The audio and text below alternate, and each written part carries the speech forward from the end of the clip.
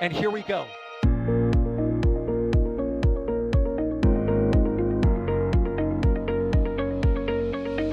have liftoff. Propulsion continues to be normal. RCPA chamber pressure looks good. Rolling up. Roger, roll, Atlantis. Water towers fly! Yes! Tango down to nominal. Fighting downside FD off. Bring in FD off. Off. It's orange! 145! Oh my god! Decollage. Look at this! Put that in the big bag, Eagle. 343 unfolds to go. Indeed. We rise together back to the moon and beyond. If the methane would be igniting in the flare, correct? Yikes. You dead?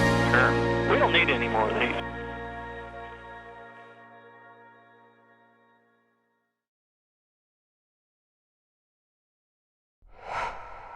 Yikes, you bet concur. That's kind of apt, isn't it? Because we're watching Ship 35 go for yet another trip to Masseys. It's Groundhog Day. It's Ship 35 saying, I want to launch, but I'm being sent to Masseys again. For testing. We're going to just say testing, because unlike other places at Starbase, over the history of what we've been watching, you don't really get the same kind of information and notices that you do at the launch site, for example. So let's just call it testing and see what happens, because luckily we'll have cameras all over the place to keep a very close eye on what goes on at Masseys, but not just that, we'll get to watch the rollout as well. Now, we have a lot of people joining us, both with cameras and in commentary. But to start with, I'm going to introduce Roger. Hello, Roger. Hi, Chris. Looking forward to this rollout. But it'll be interesting to see what happens to Ship 35. Indeed. And of course, with live commentary, it allows for questions to be asked, and then we'll answer them on in the actual commentary itself. You do not have to super chat a question. You don't have to be a member. You could be anybody who's just turned up today. It could be your first question. The only thing we ask is you do at NASASpaceflight, followed by your question. You'll see people in chat doing that right now. That way it goes into a panel, and we're able to see it. Because if we read off live chat, it would be quite horrendous, because it'd be scrolling off the screen, and we're trying to scroll back and try and find names. It'd be really hard. So we have this panel, which is really important, because that means you can ask the question with the at NASASpaceflight. And then it doesn't matter, it might be 20 minutes before I get to the question. We'll try and get to all the questions we can, but it might be 20 minutes, but we can find the question again. So that is the important thing to do there. I do see the first one was commiserations to York City. Yes, that's why my voice is a little bit off today, because of last night. It was horrendous, the only game where they don't turn up, and of course it was quite disastrous. But not to worry, it's only sports ball. It's not important as a city on Mars, which is what this big rocket is aiming to achieve, which is the main thing. So yes, let's have a look at where we stand with this. I think we'll do a little summary of what we think is happening. Right now, it's still net, which stands for no earlier than the 27th of May. For the launch of Flight 9 of Starship, which includes Booster 14, Dash 2, I know a lot of people don't like the Dash 2, but Dash 2, and Ship 35. Booster 14 has completed its static fire test a long time ago now, so I do forgive people for asking the question, when they're going to static fire the booster. They've done it. That's done. That's in the bag. That's complete. So, they took it to the pad, they put it on the orbital launch mount. This is the Booster 14, by the way. And then they took it back off again, took it back to the production site. So they had an issue at some point there, but we do expect that to roll back out to the launch pad maybe this weekend. Now, if all the planets align, we should have Ship 35 complete whatever testing it's doing at Masseys, get back to the production site, get its dumplings, as we affectionately call them, and then go to the launch site. There's a chance they could still do the 27th. Roger, do you think, it's very tight, but do you think they can still do the 27th? It is real tight. I guess it's possible. You know, we also have to take into account in the U.S. we have a holiday on Monday morning, or all day Monday. So that's going to limit access to the beach and the road. I don't think they're allowed to close that, but we'll keep our fingers crossed, our eyes and everything, and it's not out of the possibility yet. Indeed, we do have lots of questions. I pretty much covered about 3 or 4 people's questions there about the launch date. Again, we're going to keep a very close eye on this. It's getting close. I would say, at the very least, get excited, because we are getting closer, providing nothing goes desperately wrong at Masseys with Ship 35, which we don't want to happen, or if anything goes badly happen when they try and stack the full stack, everything's looking like a launch in days rather than weeks. That's what I would say, just from our experience. Again, anything can happen, but that's what we're hoping for. So we're all getting very excited about the 9th flight of Starship. Of course, this flight is slightly different in that we know they're not going to go for a catch with a booster. That wasn't unexpected. Roger, we've been talking on Raptor sides about the question, will they try and catch the booster for a second time, maybe even reflight a third time? And there was a lot of kind of like, ooh, maybe not, maybe not, maybe not. We now have it confirmed they're not going to catch it again. But they'll probably get some good data out of it, can't they? They can still, providing it has a good first stage ascent, that in itself is reusability being proven, isn't it? Yeah, and they may try some things with the booster coming back. They may try some thrust variations, some engine throttling, maybe try to expand the envelope a little bit so they can do this it's kind of a freebie. They can get all that testing, all that data, so they can adjust for things on the catches. Indeed. Jan says, this has been one of the most confusing pre-flight operations of all time. Do you think that it's a static fire or a spin prime? Also, will it roll from the pad, to the pad from Masseys if it goes okay? That's kind of interesting. And you know what? I have just the person who'll be able to give you some context on what may happen, because we're joined by Alex. Hello, Alex. Yeah, hi.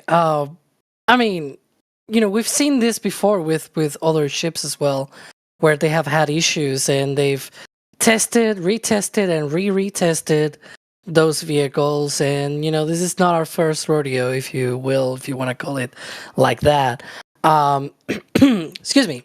So I'm not too surprised that they want to get right this time around. Like, we had the issue on Flight 7, we had the issue on Flight 8. Both flights did not reach SECO. This time around, they want to get it right? And so they're putting all of their effort to have a successful flight. Like, look, if Flight 9 ends up not being successful as well, okay, sure, whatever. But you cannot say that they're not putting their efforts, right? Like, ahead of Flight 8, I remember thinking, man, this is so rushed. Like, you can feel at the time, you were able to feel that they seem to be rushing it at the time, right? Whereas right now, it's like they're trying to test, retest, and retest this vehicle, making sure that it just passes all of their all of their milestones, essentially. Now, as to what kind of test, we have no idea, right? You were saying that before, that it could be anything, because we've seen in the past, I cannot remember right now if it was Ship 30, 31, 33, one of these recent vehicles where they changed one of the engines, and instead of static firing it again, they just did a spin prime, for example. And so, it could be something like that. We said the same thing last time around, remember? The only thing last time around was that, well, they had not done the 1 minute long burn, whereas now they have actually done it. So it's like, okay, if they are going to test it, what kind of testing are they going to be doing, right? And I feel like that's going to be the driver here.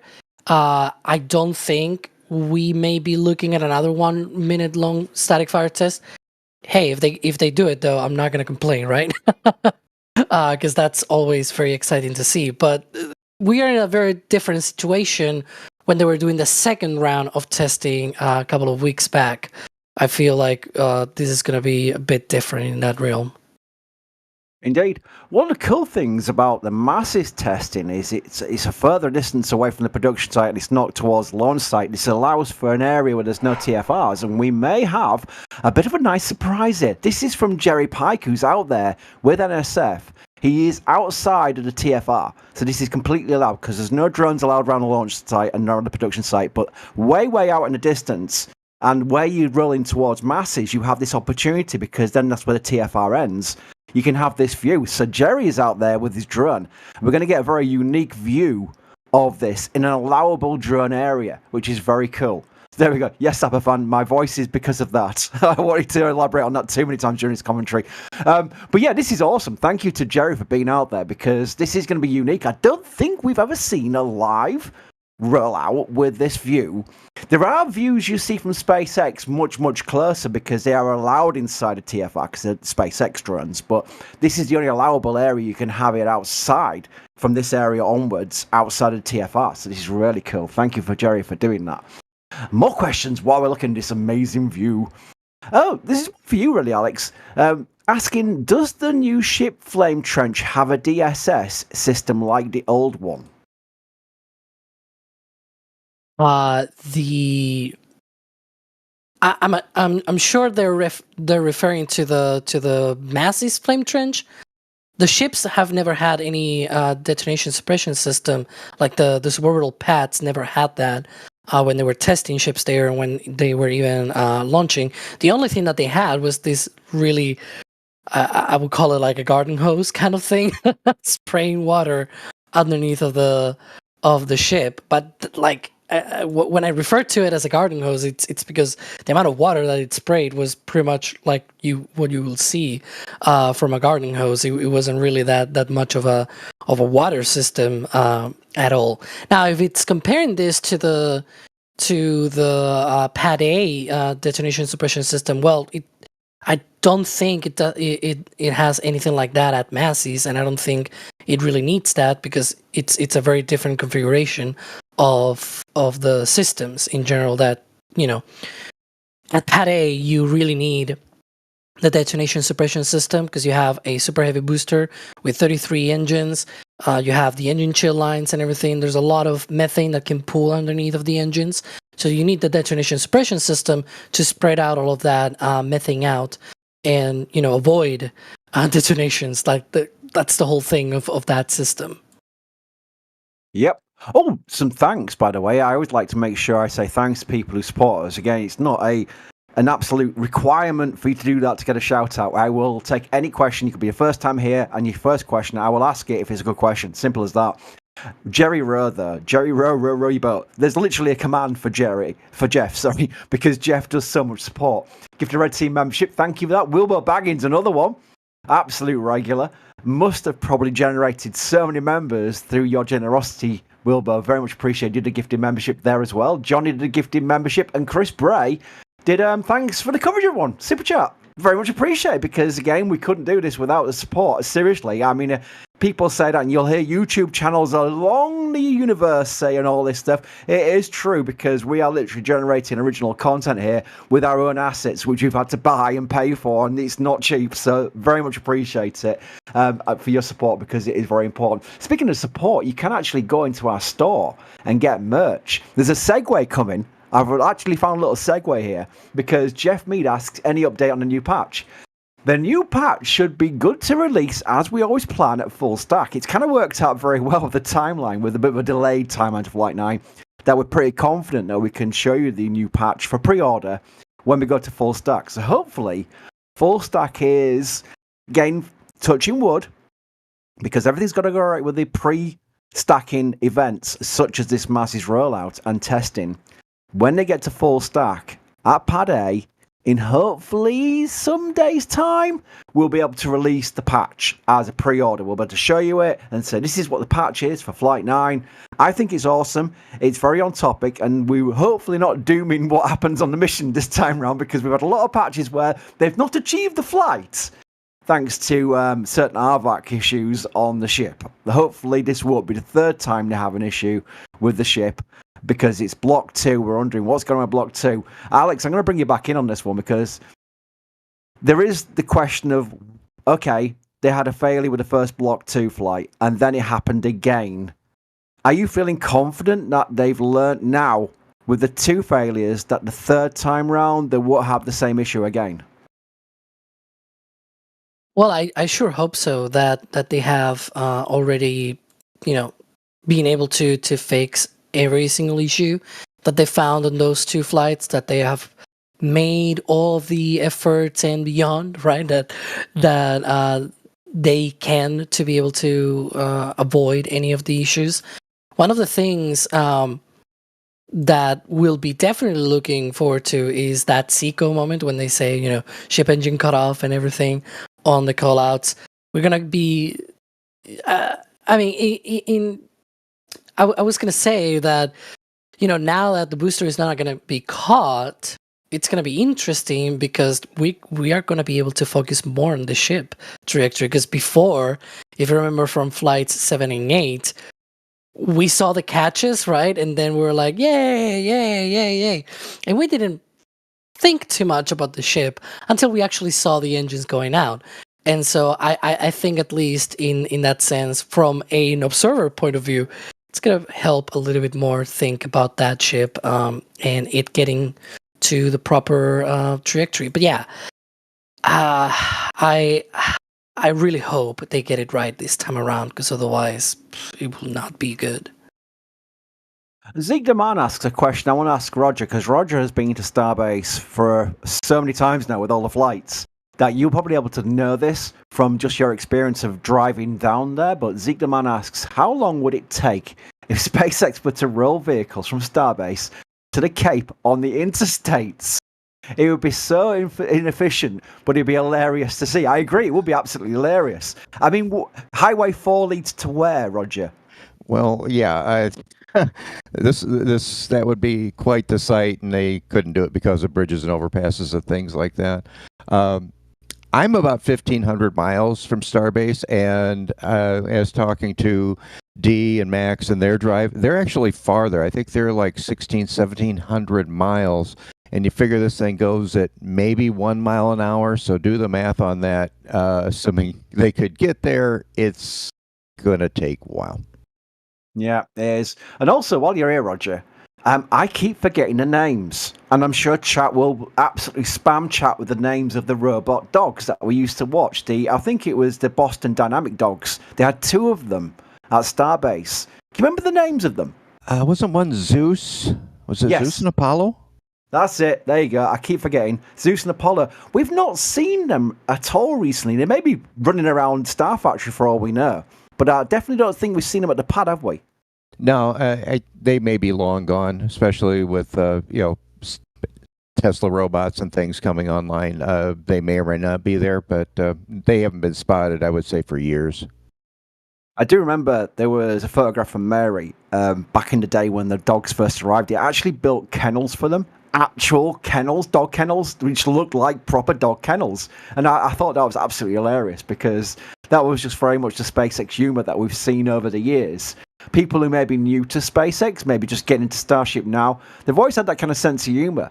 And it's been something where they used to put funny signs on the power heads of the Raptors when we saw them arrive. We can't really see them arrive now because of the way the setup is. And that's kind of a segue to this question here from Astrophysics. It sounds like a bit like your Alex. Who asked, are you going to put new cameras when the Gigabay will be built and concealing the views of Megabay 1 and 2?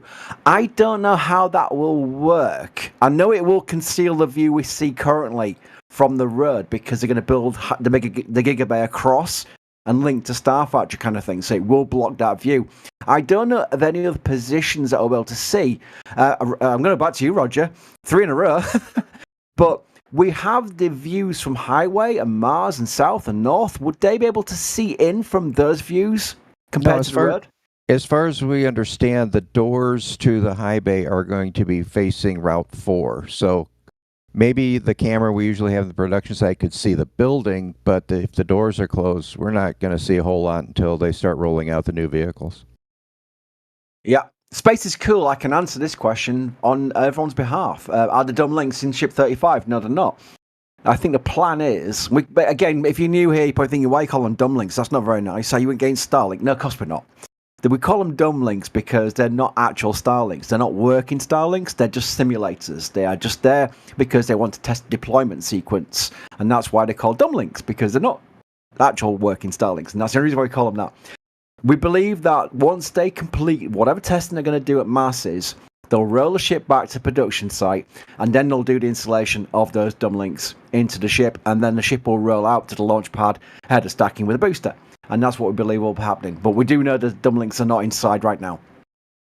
We talked about this. I'm sorry, Chris. We talked about this a little bit in yesterday's Raptor side, and what we're really, really hoping is there are cameras on those things. And if there are, and they do get deployed, the view from those would be spectacular of the ship. Alex, might be a spreadsheet one for you, but you might know off the top of your head. Saeed asks, which ship has had the most static fires? Oh dear, I don't have a spreadsheet about that. I'm really terribly sorry. I think Ryan does have that, but it will take me a while to pull that up. So yeah, I seem to remember though that it was probably one of the early ships that had the most tests. Although to be fair, the pair of Booster 7 and Ship 24, they had a lot of testing back in the day. So it probably is a close call and close race between some of these early ships. Yeah. Yep, I've got some questions that Jerry's not on microphone will have to type, and I don't want him typing while he's controlling it. So I will ask the questions, but it maybe come back to an answer later on, and maybe when we're back into Starbase Live. So forgive me for not giving you immediate answers, and especially me because I don't know anything about drones apart from the ones you see on Temu, which are like $20 and can't be any good. But Evo Mush asks, is it a DJI Magic or Mini? Just asking, as I myself am a drone pilot from time to time, and what is the Mavic focal? 3. Oh, there we go. Hello, Jack. Jack's joining us. Hello, Jack. The other one, I've been for the whole time. what do you mean? I could have asked you questions. Sam Hunter, what is the focal length on the drone camera? Jack? Depends on which ones he's using, and I can't see the feed right now. That's a Jerry question. Oh, there we go. It's a Jerry question. But again, I don't want Jerry typing while he's controlling because that'd be silly. I think there's rules. Can we get a status check, Jack? Where is the ship right now? Yes, the ship is at the Sanchez lot, and it is shimmying its way through all of the different obstacles, heading towards the A1 gate. It's the first gate right there of the Sanchez lot, right next to the ground fabrication building. Similar to where they were building the launch mount for Pad B and where that rolled out from. Because of all the construction at the launch site right now, at the production site, from the demolition of the high bay and the demolition of part of the Star Factory and the building of the Gigabay, all of that area where they would normally roll out from is just rubble. So they have to take this sort of long, circuitous route through the Sanchez lot. But it shouldn't be too much longer now. It's getting closer and closer to the highway. Yep, this is the fun part. This is why we went live on commentary, because we're going to get a nice close-up view of ship passing, close-up cameras. It will then eventually go down Highway 4 on the long road you see where it goes. We've got cameras on it, but it's not as close up. So this is the cool part of the rollout, and then it'll arrive into Masseys and then get installed on the ship's. What's it called? The actual test stand, Alex? Has it got a name? Well, it's already on the stand. It's just it's gonna be placed over the flame trench, I guess. But yeah, we call it the crab stand. The crab stand. Yeah, I have heard. It doesn't look anything like a crab, right? But we call it the crab stand because our minds just work like that. We want it to look like a crab in our minds, so it's a crab stand. There we go. Yes, we're probably invoking Jack a little bit by mentioning crabs. Because we have that. Was it your video, Jack? The mass exodus of crabs across the road. Yep. Yeah, we should do it. If the Sparks video does well, we should do like a 20 minutes of crabs video because we could totally do that. Yeah, it's quite funny actually. Because I think it was Gene with the dog, where the dog was basically just like going between the crabs. Are like, nope, avoiding this dog, but keep on rolling. It was absolutely quite hilarious how clever crabs are. Yeah, I think crabs have evolved separately like 8 different times. It's a thing. Anyways, Starship, right? Yeah, I was just thinking, Chris, get off the crabs, move on to questions. There we go. Farid asks, but the super chat, by the way, thank you very much, Farid. Hey, Alex, nice seeing you here. Is this all weather too cloudy or too dusty or neither? And just are we far away? I'm going to put it into the ticker. Maybe that sounds like an internal joke between you and Farid, but I'm going to put it into the ticker so you can see what he's asking there, and maybe you'll be able to translate that question for yourself. I think they're talking about the views right now. I'm not sure. I'm not in the field, so I'm guessing it's just a little bit hazy, right? It's already approaching the summertime, and that's usual time. Like, I don't know. Maybe, Jack, are you in the field? Yeah, I'm right here at the Sanchez lot gate. It's It's a kind of a cruddy, hazy day. Yeah, a little bit overcast. Yeah. There we go. I've got a long one here while we wait for ship to enter Highway 4 proper, which will keep us occupied for a good while of time here. It's a question saying, can you guys give us a quick roundup of where we are in the program these days? Sadly, I haven't been keeping up. Do you want to have a go, Alex, and I'll try and fill in some blanks, maybe? What was the question again? The question is, bear with me, because I just pressed the button which makes it come up. Can you guys give us a quick roundup of where we are in the program these days? Sadly, I haven't been keeping up. Oh boy. I know. Yeah, that's a really loaded question because it's a lot to answer there. Just to go a bit, so we have had up to 8 flights of the Starship program, 6 of them with the Block 1 ships and boosters. Then they moved in onto Block 2 with a stretch ship on Flight 7. Flight 7 and 8 were failures, and so they're now trying to get to Flight 9, hopefully in the next week or so. Currently no earlier than May 27th at 6:30 p.m. Central. And that's pretty much where we are in a very short manner, as short as you can get of an answer by me.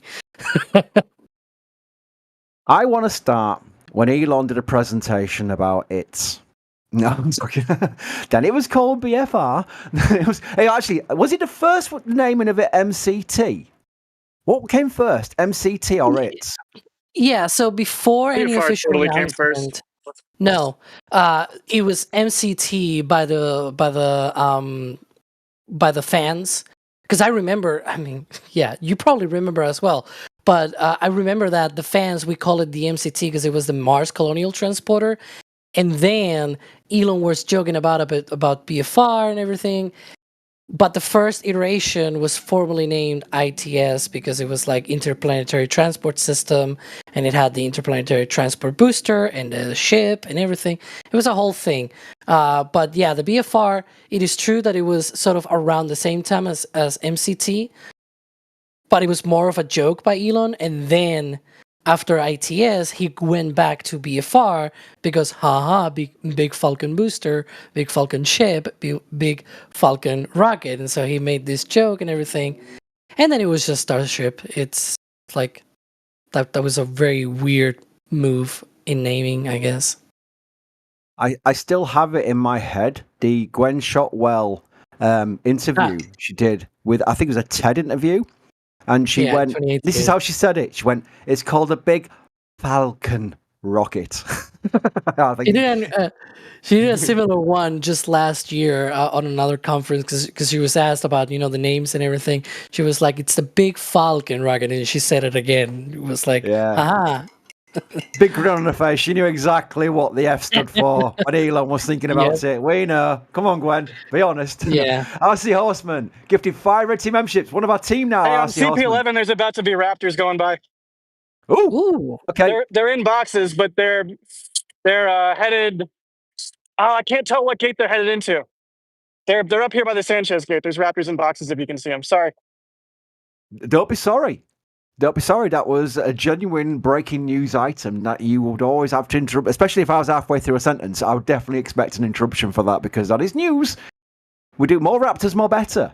Speaking of which, there was a Raptor. Well, we don't know if it's a Raptor issue. There's a Raptor 3 test. I will spam chat with the link to the X post. I'm learning to say X post. I used to say Twitter all the time. Here we go. I'm going to spam. I haven't spammed in a while, so I'm going to spam now. There we go. That's a video from our McGregor live cameras, and that was on SpaceX's newest test stand, McGregor Raptor South.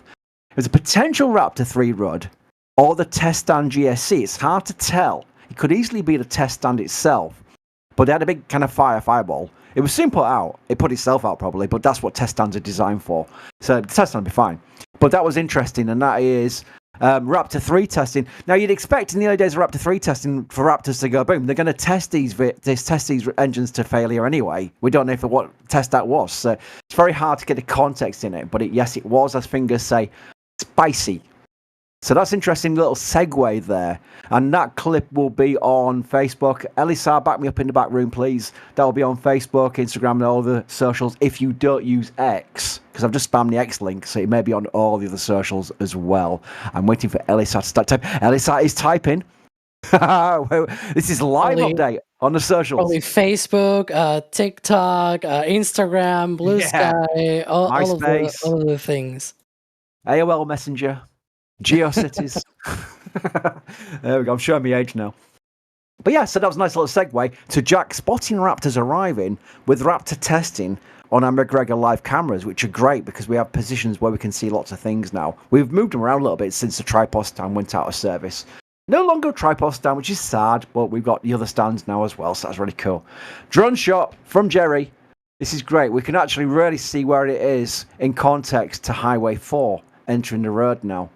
And the road closure is in effect now as a time for a road closure. They had a road closure window of midday to 4 p.m. So this is all working out very nicely. This also, I dare say, is striking me. Chat, back me up here. I like to be interactive. I do read live chat. Never mind just a panel. I read live chat as well as you're all talking. This brings you some extra context of just how tall this ship is. I don't know if that's just striking me. Chat, is that striking you more than it was from the ground level cameras? It just shows you the context of how big a ship is. That is pretty impressive to me. Roger, am I going crazy? No, definitely. I love this view. It's great. Thank you, Jerry, for providing this because it gives you a great context. You can see, from this angle, you can see how the highway interacts with Sanchez Gate, the whole layout of, the whole production site. So, this thing's huge in person, but this is a real good representation of the ship. Yeah, as someone who's never been there, that's my own fault. For someone who's never been to Starbase, you see all the photographs from amazing photographers. You see all the live stream cameras and videos and what have you. That drone shot just struck me as more of a context just how big this vehicle is. And this is just the ship. This is just the upper stage. Now, if you're new to Starship, you're wondering what's Chris saying upper stage for? It's a ship. Basically, the way Starship works is you've got the booster. The booster is the first stage. You've got the ship. That is the second stage. The goal of Starship is that they're going to recover both the booster and the ship. That allows for full reusability. That's something Falcon 9 can't do right now. Because Falcon 9, when you see the booster land, that is like the booster landing on Starship. You don't see the upper stage landing because that is then disposed of. So they're going for full reusability. And then the long-term goal is rapid reusability as well. So you get the rapid and fully reusable, and that's the economics, and that's where everything becomes cheaper, and that's where they can launch more payloads and more mass to orbit, and eventually build a city on Mars because they want to send 1 million tons to Mars for a self-sustaining city on Mars. Exciting times. That's more your future update on where Starship program's going, because that is the important context of why we're covering this. This is really a big deal that hopefully in like 10, 20 years time, people will be looking back on our videos saying, oh yes, that's when they were testing that vehicle that is now launching every day. Alex, what cadence? In 10 years time, right, here we go. Alex question. In 10 years time, what will be the flight cadence of Starship? Think at least like Falcon 9 now. If they don't reach a cadence like Falcon 9 it is right now in a 10-year time frame, I don't think the Starship program will be in a very good position. I hope it is at least like Falcon 9 cadence. But think about it, like Falcon 9 cadence is like one launch every 2 days on average. So that is a lot of Starship launches, if you think about it. Are those water trucks? Oh, yeah. We do like the water trucks, the non-potable ones. Yeah, the red and white ones are water trucks. Yeah, we don't have water trucks which have potable and non-potable on side, so I kind of find it hilarious, and other people in chat were as well. So we're now on we have polls if it's potable or non-potable water trucks. It's usually non-potable, I must admit. Here we go. We're getting closer and closer to the road. Again, cars for scale. I think that's what's helping me with the amusement of how big this vehicle is. The cars for scale is really helping. In fact, trucks for scale. Look how small those trucks are in comparison. Now compare the drone shot to the ground shot. I think you get far more context for the drone shot, which is great. Again, if you just joined us, by the way, this is from Jerry Pike. He is well outside the TFR. This is from a further away distance with his fancy drone zooming in. So don't think we're breaching any drone rules, which only SpaceX can fly drones inside a certain perimeter. We're well outside of that, so that's fine. And that's in case you just joined us. We said that at the start, but we're making sure everyone knows. While we're watching this, I'm going to keep talking and keep taking questions until we get to the fun part of where the ship rolls past our gram cameras very closely, because then we'll have a nice little perk around and have a little nosy around the ship. We have become a new Padrap member. Welcome. Wilbur Baggins is back again. Nice afternoon surprise, NSF. Well, thank you, Wilbur. It's always nice to surprise you. Jeff, one of our absolute regulars as well, done a massive super chat. Thank you for this, Jeff. It's very much appreciated. Thank you, NSF, for the new angle of visuals. Never cease to reach for the stars. Yeah, you know what? I'm going to just ramble a little bit here. People sometimes are very kind and say, best coverage, NSF. You know what? I always never kind of react that way. I don't believe in like reaching a summit or anything like that. I think we should always be reaching more. We should always be looking to improve. And I can guarantee everyone behind the scenes is always thinking of the next thing. A lot of our planning you've not seen on a live stream yet. We're always planning in advance. We're always looking to improve. And I think it's very important. This goes to anybody starting a site, starting a channel. Maybe you're thinking of doing that. Just basically keep thinking, okay, well, I'll always try and keep improving. I'll never be satisfied where I am. That's a very important thing to do. So there we go. Astro95 Media. That's bright. That probably be Nathan, in fact. Nathan, welcome. Thanks for the coverage, gents. We'll wave at Chris B when I overfly England next Friday morning. You coming to England? Send me a message. That's awesome. Alex Plant Brigade, Red Team member as well. Thank you very much for your support. That's awesome. Alex, Mr. Banana asks, why do you think Booster 14 had to roll back? If I were to guess, it was just that they don't need it there that early. Like they originally thought they were gonna have it, like they were gonna need it because they were gonna be launching. If you remember, excuse me, they were targeting something like May 21st or May 22nd, which will be today. But obviously, that's not happening today. It is now May 27th, and so it's like I feel like that might be the reason. I don't know though. We have no idea. That or maybe something happened while they were on the OLM, right? While it was already at Pad A, maybe something popped up. They found out something, and they were like, "Well, we need to bring it back," and that's why they did that.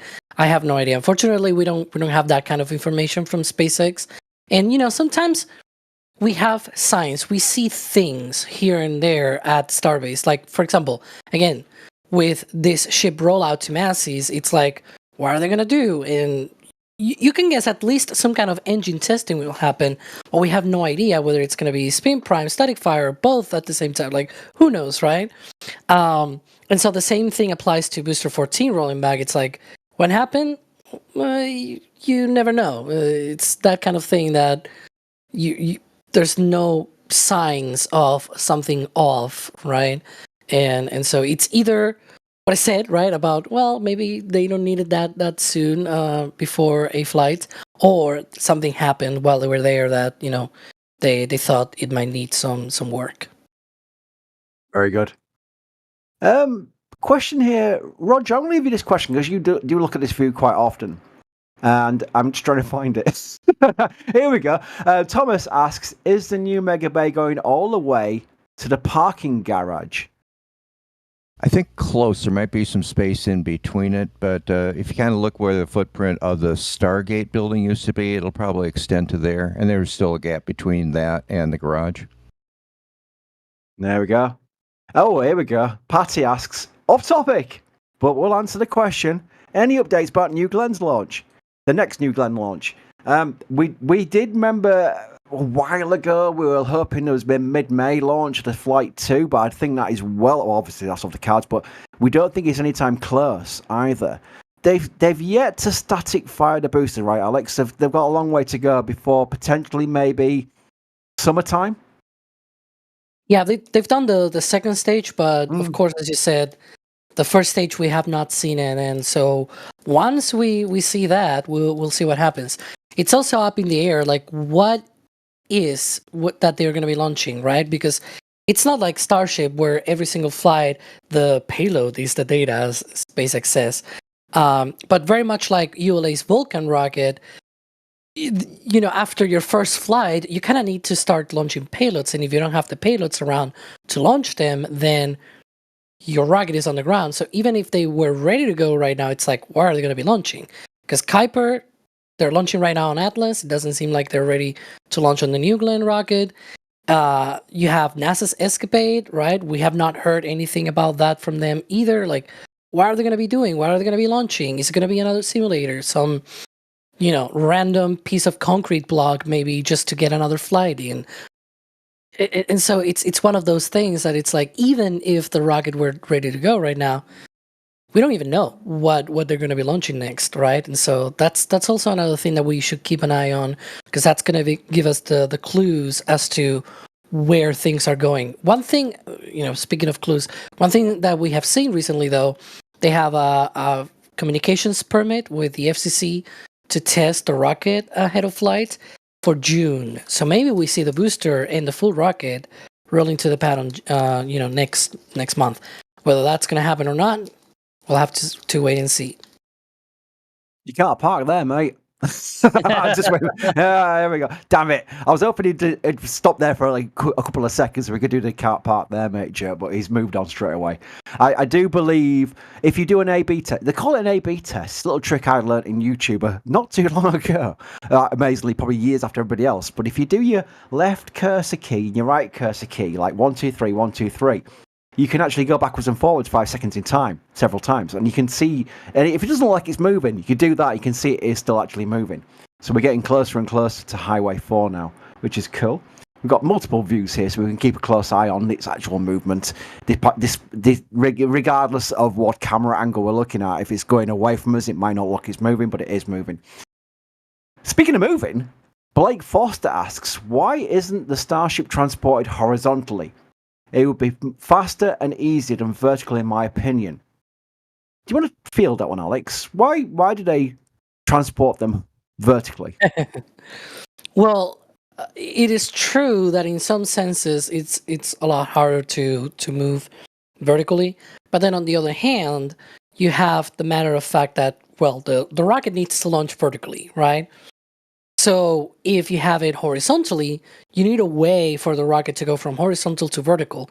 And, you see that with Falcon 9. They roll it out horizontally, they integrate it horizontally, they have a transporter erector, and the second word there, erector, is what it does, that move from horizontal to vertical. New Glenn also uses that. Even the N1 rocket used horizontal integration, and even a transporter erector as well.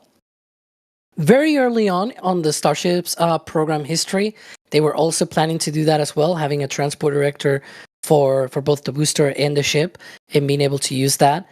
And so I don't know why they changed it, but if you think back to how they do now the stackings with the chopsticks, kind of seems like a very nice thing to do, right? It's a lot easier than having to put the whole rocket horizontal and then having to, put it vertically. Like, you also have to integrate it horizontally as well, which will be quite of a pain to do. Whereas here, you just have a pair of chopsticks and you just put the ship on top of the booster. That's it. So yeah, that makes it a lot easier in that sense, even though the moving part, it's a bit more complicated. I sometimes like to cause chaos in chat. I'm going to do that right now because I've seen a question from Alex Plant saying, big shout out to all the UK viewers. I'm from Cheshire and try and catch every live stream and I keep up with the great coverage. Well, thank you very much, Alex. And my opportunity is to say, it's time to post where you're from in chat. Don't say Earth, don't say Mars. That's just cheating. You don't have to say where you're from if you don't want to. But here we go. I'm going to see how many people from around the world we got. Loads of UK, which is handy for my accent, thank goodness. Colombia. Look at this, Germany. Middlesbrough. Hang on, I saw York. York, Fulford. Darth, you're from Fulford. I'm from UF. There we go. That's a bit local. Small world. Isle of Wight, UK. Tokyo. Wow, Tokyo. Best Coast. You're from the East Coast, Eric. Well done. Maryland, Michigan, Southampton, Montreal. Baltimore, Washington, Germany, Ohio, which is the best state. I've been told it's the best American state. Chechnya, Delaware, Baltimore, Oregon, Dominican Republic, South Africa. I see that. I don't know about you, chat, but I always find that fascinating. Just people around the world. Wow, it's going so fast as well. We've got 3,000, which is a lot of people, 3,000 people in chat. It's not like there's 300,000 people got in during a launch stream. We got someone from Leeds. Oh, there we go. We've got a Mars. I told you not to do Mars. Cape Canaveral, if that's true, well done. Awesome. Hamburg, Germany, Hampshire. I'm just going to read this for the rest of the stream. Phoenix, Scottish Highlands, Stoke-on-Trent, coldest stadium I've ever been to. Tobago, wow, amazing. Awesome. That's everyone around the world. Well, you're welcome. Welcome to NSF's coverage of Ship 35. Now entering, is it entering? That truck's in the way. Is it entering Highway 4 now? Roger, situational awareness time. Does that look like it's actually entering the road? Yeah, it's right poised at the gate there to get on the road real shortly. And you can kind of see the flashing lights on the cars for the lead vehicles. Yeah, awesome. That's not the that's not the truck with the Raptors, is it, that Jack was referring to? It doesn't look like a Raptor truck. Don't think so. I don't know if Jack can see it, or it doesn't look like a Raptor truck to me. No, I think the Raptor trucks are just literally like flatbed, actual. I forget the name.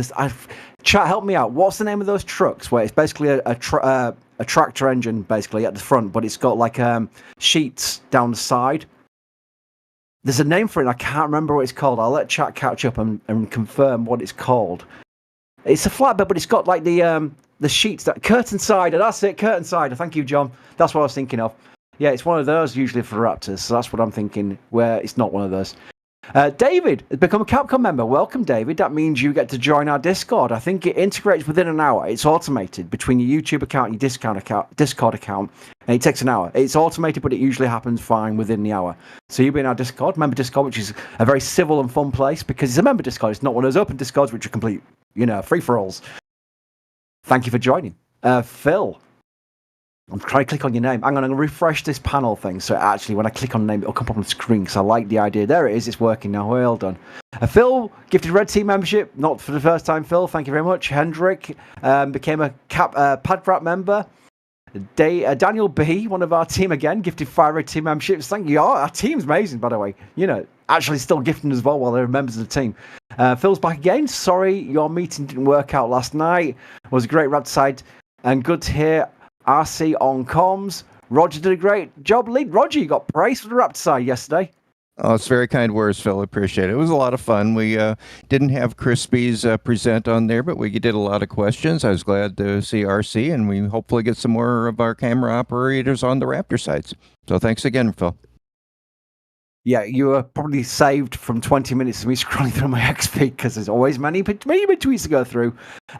I don't dare not do tomorrow's Raptor side from the start of last time because I'll be there literally for 3 hours going through all the tweets, but I'll probably do it from the last 2 days, which makes more sense. The Cosmic Nebula. Hey, y'all, we saw the FTS sign on Mega Bay 2 the other day. Do you think that Ship 35 has its FTS installed? Alex, do you think the FTS is installed on ship already? It looks like it was installed. At the very least, they had the plaque at the Mega Bay 2. I think it was yesterday or the day prior. It was seen next to the entrance to Mega Bay 2. So it appears that this might be the first time they roll out one of these ships to Masseys with the flight termination system charges already installed. So it's going to be interesting. I do believe we have Jack back. I don't know his commentary's like his commentary. Commentary's great, but his connection's a question. Jack, situational awareness time. Are we entering the road yet? It looks like we are getting close. It is can you hear me? Yeah, we can hear you. Yeah, it's sitting on the driveway outside of the gate. It's not yet on Highway 4, but it's about to be. This is basically the phase where law enforcement will initially close the road and then await for the residual traffic that's around the areas they've closed to finish petering out. Everyone gets to where they're going. And then once that's done, they'll move it on to Highway 4. So we're real close right now. In fact, I got the boot and I have to move to a different spot where I'll try to get you a different live feed. Awesome. We can actually see Jerry's been intrigued by a flatbed. This is a flatbed truck with a big blue box on the back of it. I wonder what that's that. I wonder what's inside there. What's in the box? Mystery box. Yeah, that just went past me. I couldn't get a photo of it because it was hauling butt, but it almost looked like a different type of Raptor box. Ooh. I don't know. Maybe it's just more pumps. It was wrapped in blue. It's probably just more pumps. Very nice. It's turning in. It's going to meet Ship 35. Literally, this is where you get the scale again. The scale for context. That is not a small item on the back of that truck. and look at it compared to just the test stand for Ship 35. Never mind Ship 35 herself. And by the way, when I say herself, that's the... Yes? I'm really disappointed. You as a What? Brit should know that that's the TARDIS. Oh no, you see, Doctor Who's really doing badly in the ratings over here these days. No one references it anymore. But it is kind of, yeah, I actually did think TARDIS at one point. I don't know why I didn't say it. That's weird. But yeah, that's a good sense of scale there with the actual ship. I'm loving this view. I have never had this sense of scale before. I'm quite baffled by it. It's kind of amazing. That is just the ship. So you can imagine what it must be like. In fact, we don't need to imagine. We can ask Roger. Full stack. I mean, what?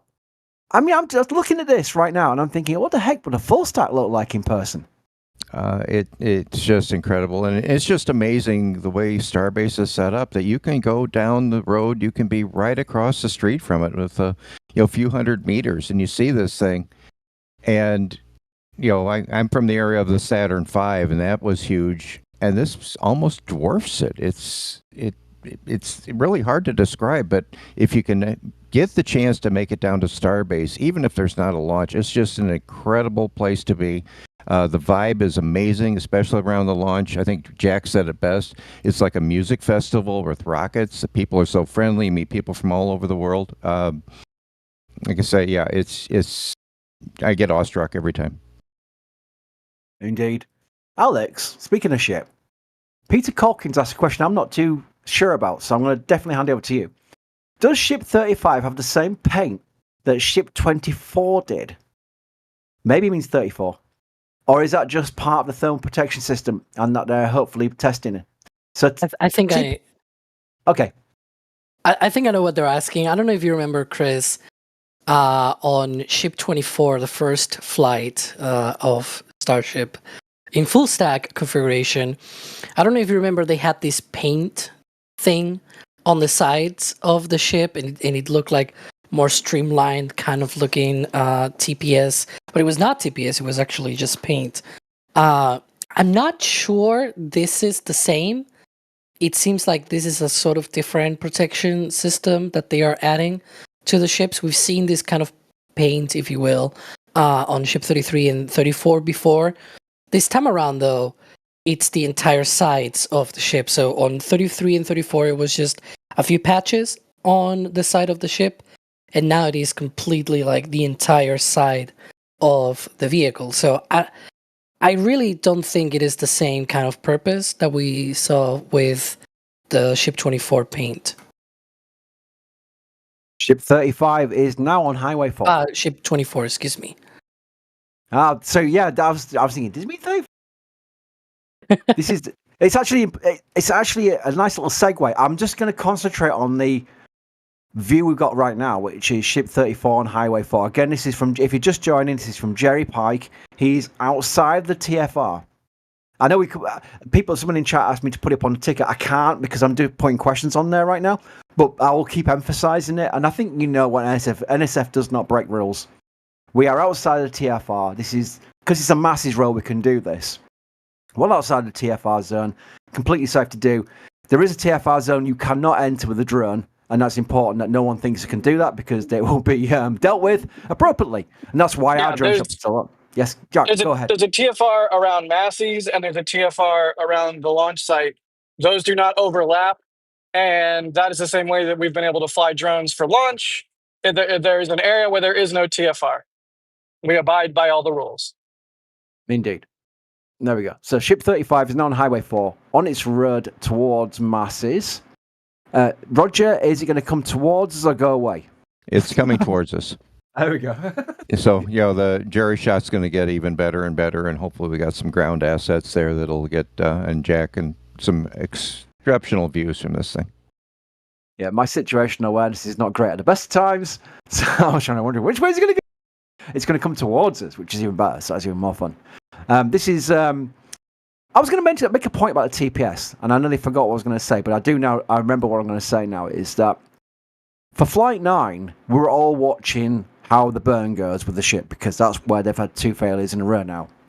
But there's an important thing that they could still lose it during re-entry. So the ship burn could go, well, we all celebrate. Maybe it deploys its dumplings, we all celebrate. Maybe he gets lost during re-entry and everyone goes, oh no, the third fail in a row. I want Alex to try and back me up on this, and he may not. Alex might not back me up, but I'm hoping but Alex backs me up on this one. If they lose the ship during re-entry, that is not a case to go, oh no, because my personal thought is they want to push limits on a TPS to get their sweet spot on what they require for TPS. So that would not technically be a failure? I mean, it's definitely progress. If that were to happen, it's definitely progress over Flight 7 and 8, right? Because one of the things that they wanted to test with Flight 7 was precisely the thermal protection system. They had multiple different kinds of tests on that vehicle, and they repeated the same for Flight 8. It doesn't seem like they're going to be doing at least all of the same tests, like, having a bunch of missing tiles and anything like that on Ship 35. It actually has, at least as far as we know, all of the needed tiles. And so it doesn't look like it's going to be as risky, perhaps, of a re-entry as it would have been with Flights 7 and 8. But as I said, it will be a lot more progress, because by then we are assuming that they're also going to be having the Starlink simulators, right? So they probably will have already chucked them out of the payload bay, right? Yeet them out at that point in the mission.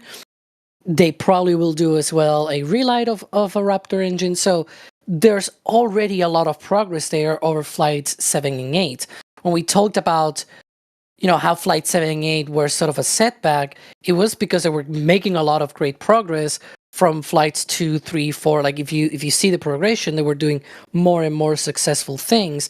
And like even the splashdowns, they were more on target and things like that.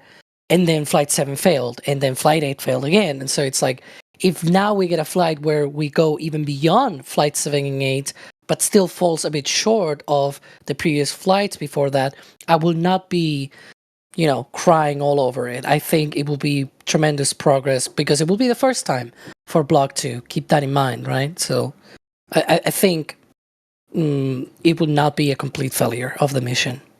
Yeah.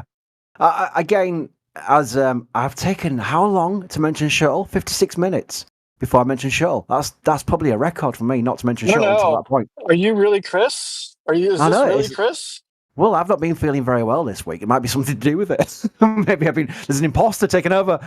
But TPS and shuttle, I mean, anyone who's followed the Space Shuttle program knows all about that issue with the shuttle TPS. It's so important.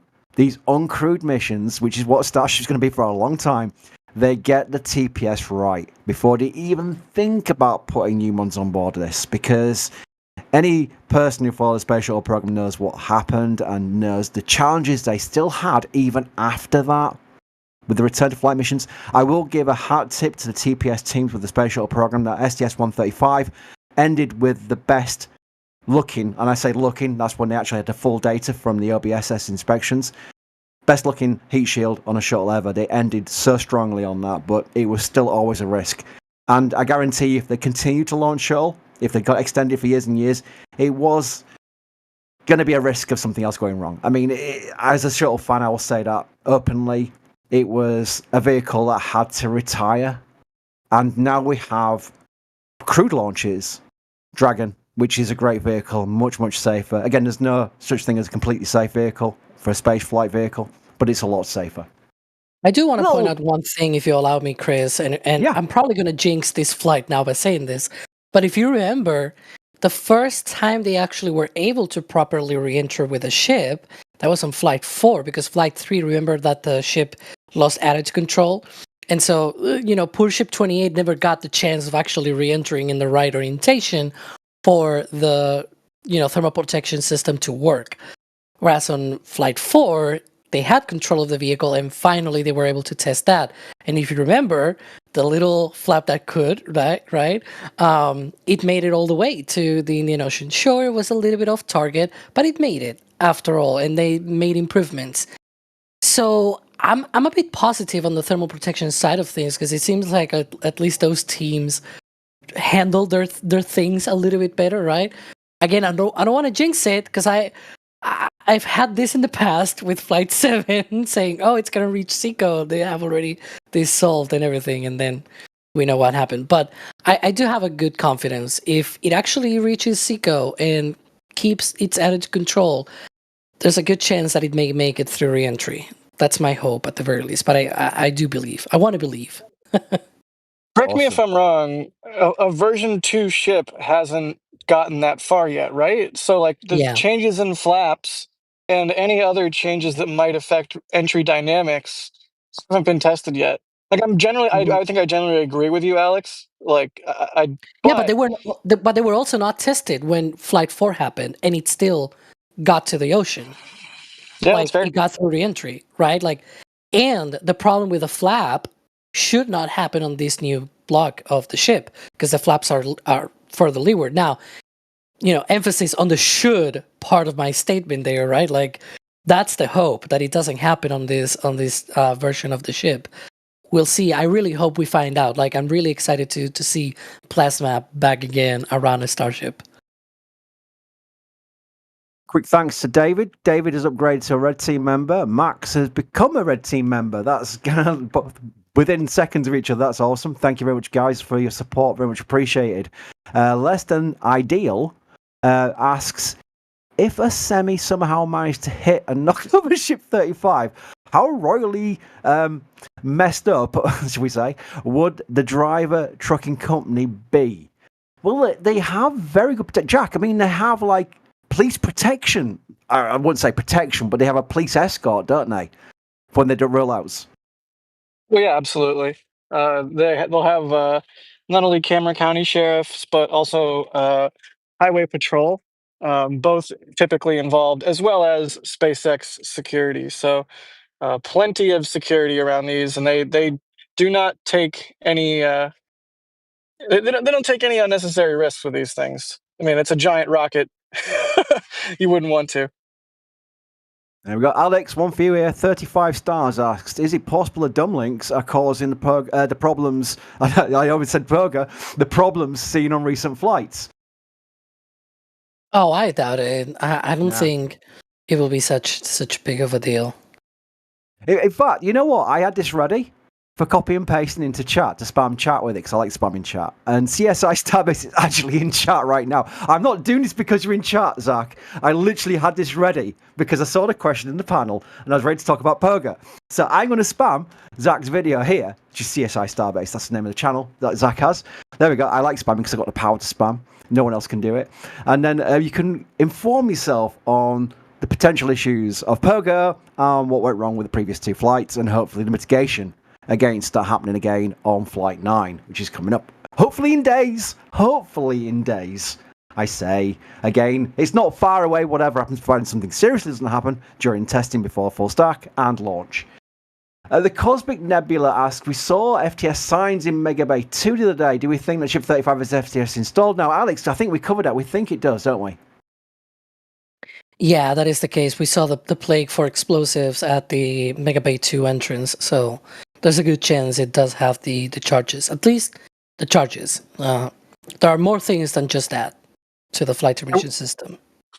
I will say, just anecdotally, this is completely, anecdata, but today the law enforcement closing the road have seemed a little bit more on edge. Like, a lot of times you can sort of trail the ship behind it or in front of it, stop on the side of the road, get some shots, and keep going. I tried doing that standard operating procedure today, and they, in no uncertain terms, told me I needed to relocate all the way back to the Massey outpost intersection. They're like, don't stop on the side of the road, keep going. I was like, geez, okay. So, that could be as simple as it's a new cop, and that's what he wanted to say. It could also be, related to FTS being on the ship and then sort of taking a wider safety radius with it because of that. Again, completely anecdata, but figured I'd mention it. I wonder if the cops are making sure that no visitors to Starbase start poking the Arvax during a rollout. That'd be a good thing, wouldn't it? You don't want anyone poking the Arvax. I'd like to see anyone try to get close. They won't stand a chance. They wouldn't get a chance to touch the Arvax. But it is interesting that it's a part of the question we had about the potential of someone driving into it. I mean, that's not going to happen, but it's a fair question to ask because they are rolling on a public road. But they do have road closures as well, so that's where they have some protection. You can see here, here's a great shot here to show you the escort it has. and there's vehicles behind escorting it as well. So that is where you have ship in its little window of opportunity to roll without the hindrance of people driving around it. I have seen them stop on the road to allow traffic behind to pass it, but that is all very much protected and coordinated. You don't find people stopping and jumping onto the crab stand for a close look at the engines. That wouldn't happen. That'd be very uncivil of people to do if that was the case. Spunky asks, do we think SpaceX will go for yet another 60-second static fire test? Now, that's a big question. What they're going to do during this testing cycle, we just don't know. Alex, would you see any reason why they want to go for another static fire test of 60 seconds? I mean, it could happen, and I wouldn't complain about it, right? But this time we're in a very different situation than we had than we were at when it rolled out for a second time to Masseys. Like, if you remember, its first round of testing, it did a single engine static fire test, and then it did a 6-engine static fire test, which seemed too short. Like, it was around 30 seconds, and we had the inkling that it probably was too short because we saw, like, flashes and everything on the engine section, and it was most likely that there was some kind of issue during the test. So I rolled back to the Mega Bay, they changed some of the stuff, then they rolled out again to Masseys, and that second time we thought, they're going to be doing again that 6-engine static fire test, but they're going to be doing for a minute. And they did it, right? And then they rolled back, and it seems like they may have changed at least one engine on Ship 35. So it's like, now, what are they going to be doing? Are they going to repeat that with a changed engine or not? And that's when you got to go back to previous ships. I think it was Ship 30 or 31 where they changed one of the engines, but instead of testing all of the engines, they just spin primed one engine, for example, in that case. So they didn't do even a static fire test of the engine. They just did a spin prime test. Now, this is all to put ourselves in the position, in the possibility that perhaps that testing that they do at Masseys is not going to be a full 6-engine 1-minute burn and anything. Now, as I was saying before, it could happen, right? So that's also a possibility. But if it doesn't happen, don't be like, ooh, failure or something like that. Like, it could be planned that they may not do that kind of test. And so it's a thing well within the list of possibilities because we've seen this in the past. Very good. There we are. Actually, then we have a massive super chat from Anthony Frank Gomez. That's the username we got. That's Rocket Ranch. I can spam the command in chat. Hang on 1 second. Ranch. There we go. You can see my brain's going. I completely made a mess of putting it, but it makes the command work. Click on that link. It's an awesome place. If I ever get over to Starbase, I'm definitely going there because it looks amazing, and that is also an amazing viewing spot for Starship launches. Jack, I mean, you've been to Ranch enough times. Maybe you could talk about Ranch. Hang on, sorry. Jack is busy. Chris, I'll jump in on that. I've been Please to do. Rocket Ranch. I saw Flight 7 from there. It's an incredible view. If you can get a ticket out to the Rocket Ranch and support their setup, they got a great setup. I think they had like a couple hundred people there the last time I was there. They have an unobstructed view, and it's well worth the money. Awesome. Yes. I'm sure. Hey, Jack I'm will here. talk. Sorry.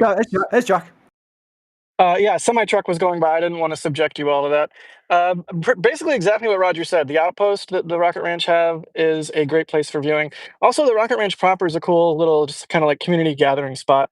But definitely check them out. I'm not sure when they're going to shut down pre-orders for launch viewing, but if you want to get as close as humanly possible, that's the ticket.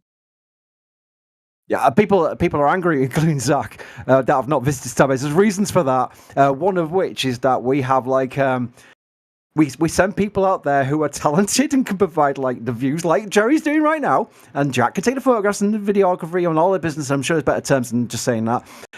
My talents are probably Bandicam and the occasional dad joke and shuttle reference. I am not a viable reason to send to Starbase from all the way from England. Trust me, we could easily send more. Happen. Probably. Oh, I know, but that's, you can be meek and modest all you want. Someday, one of these days, I'm going to show up in England, and I'm going to redacted, and you're going to wake up in Starbase. It's just going to happen.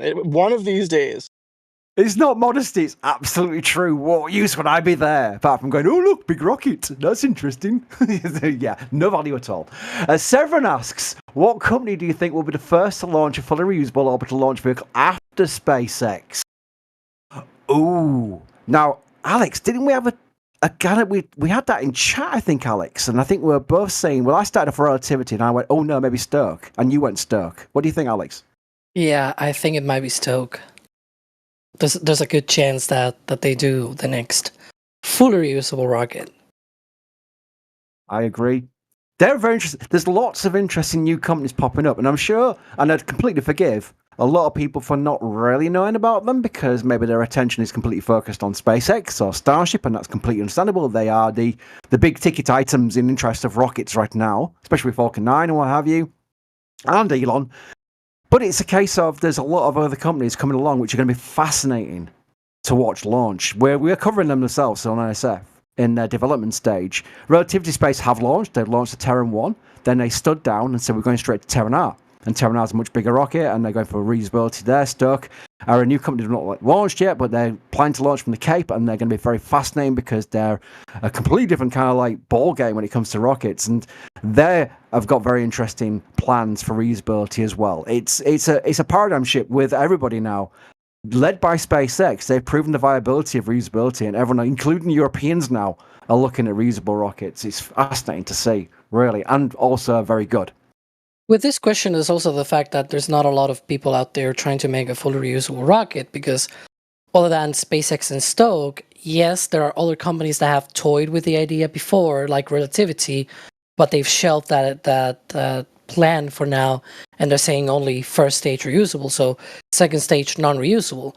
Then you've got, for example, Rocket Lab with Neutron, and then you have Peter Beck saying like, no, the second stage is still going to be expendable.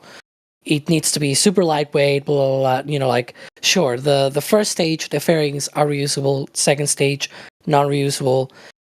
Blue Origin may try and sort of, modify New Glenn in the future, but it's like that could be many years down the road. The next closest option that I think it's any realistic, at the very least, it's probably Stoke. Not even China has any near-term plans for a fully reusable rocket. Very later down the line, yes, they have, but that's like 2030s kind of thing. I still I really do like Relativity Space. I think their plans are very ambitious. I must admit, when they went from what was a fully reusable rocket, was initially starting to be, Terran was initially going to be fully reusable. It looked beautiful. It looked like a smaller version of Starship. Really sleek silver rocket, and it looked very impressive. I still like Terran R from the design of Change 2, which is now just a reusable booster. But they're a very interesting company. But yeah, that first render I saw of Terran R, the fully reusable one, was a beautiful rocket. It really was. Speaking of people involved with for starting reusability across the spectrum of launch companies, Bill asks any update on Elon's talk before Flight 9. I believe he posted he was going to do a company update, but it would be streamed on X. Now, he's done that before, where it's not media in attendance. It's just basically the employees, probably Rocky Garden or somewhere around there, where he does like an overview of SpaceX. But we get to see it because he's going to stream it on X. So that'll be interesting to see what Elon comes out with as far as a status update. Maybe I'll get some information. I always remind myself that as far as hard details about the previous flight, it usually is on the SpaceX website for the launch day of the next flight. So for Flight 9, hopefully we'll get a nice little update on what their findings on Flight 8, for example. That should be the case, hopefully. But yes, the Elon talk will be fascinating to hear, and hopefully we get some good details. I don't know if, we're going to get a date for that yet, but we'll see. We'll find out. I'm sure he'll post on X the everything up. Yeah, it's really good to mention though, Chris, because like every time there is mention of something like this, it's always very exciting because we do get some interesting tidbits, but you just have to keep in mind, like a lot of this stuff is for either the company or for the general public in terms of PR. So it's like, don't expect a whole bunch of information, although you never know. Expect the worst, hope for the best. Yeah, and there's another thing as well. Like, I'm really surprised that he mentioned live stream because the past 2 times it was not a live stream. What he did, they did a talk there at Starbase, and he just recorded that, and they were able to probably edit out some of the things because remember, it's a talk to employees, right? So there's probably some things that are internal to SpaceX that they will say in those kind of talks. So that's why I'm surprised that he mentioned live stream, because that probably implies that it is not going to be probably that much of a talk to employees, but rather a talk to the public, if I were to guess. But yeah, that's what I'm also interested about that supposed talk that he's going to be giving. So basically, Elon talking, but with an audience of employees. Yeah, that does make very Elon sense, doesn't it? Very controlled on what's being said. Well, that makes sense. Again, if we get to watch it, that's fine. That works for me. Any updates, an update. We have a question from Tyler. I want to come to you, Roger. But I don't know if you've been there, because I know you drive down to Starbase. But Tyler asks, is SpaceX planning on displaying a retired ship at the airport? It was mentioned a few years ago, and I haven't heard anything since. I know they've got flaps there, haven't they? They've got flaps on display at Brownsville Airport. Yeah, but I don't know. They've got space. I've heard it's a very small airport. It's not like a massive airport at all. So I don't know what kind of space they've got for it. But it would be nice to have a ship there for people entering Brownsville Airport. Yeah, Brownsville Airport itself, is pretty small, and I believe the flaps are there. Getting a ship there wouldn't be impossible. They'd have to do some light line work and things like that. But I haven't heard anything further if they're even planning to do that or not. Cool. I need help. That's the username. Alex, is the ship pressurized during transport? It is, but unlike the earlier ships, they don't need the sort of, I guess, the pressurization system that they used to need at the time. Like, they just pressurized it at the base, and it just kept like that all the way down the road. They don't need that. Very good. Question from Jot, which is username, with exclamation marks as well. If SpaceX successfully recovers Ship 35, will it be reused? Right, so it's coming down in the ocean. I really would not say it's going to be reused, but I think they may get some value if they can recover it in some way, just to get data. What do you think, Alex? It seems like they got very sizable chunks of the other ships, like Ship 30 and 31. Like, I feel like I remember from the Flight 6 recap video that they showed a view of the ship floating. Like, you could see the flaps. The flaps in the aft section, like, floating on the ocean. I think there's a good chance that at the very least they get some good sized chunks of the ship. And hey, if the whole thing survives, who knows? Maybe they'll try to also get that back. It will be quite a job. Like, that's not easy out there because it's not very close to shore. So it will be a very intensive work. We're just talking and taking questions, but I don't think you need me to be saying, wow, cool views. We've had some really cool drone shot views. People sometimes say, do live commentary for some kind of random event. And I'm thinking, well, all they'd be saying is what you see on screen. It's like, there's no real add to that. But I'm going to just take the opportunity to say, this is cool. Look at that. This is really awesome. With the launch site there, the 2 towers, the 2 bays on the left. Yeah, the drone shots are amazing. Jerry's absolutely killing it. And again, if you're just joining us, we'll keep repeating it. Obviously, we're not breaking any rules here. We're outside of TFRs.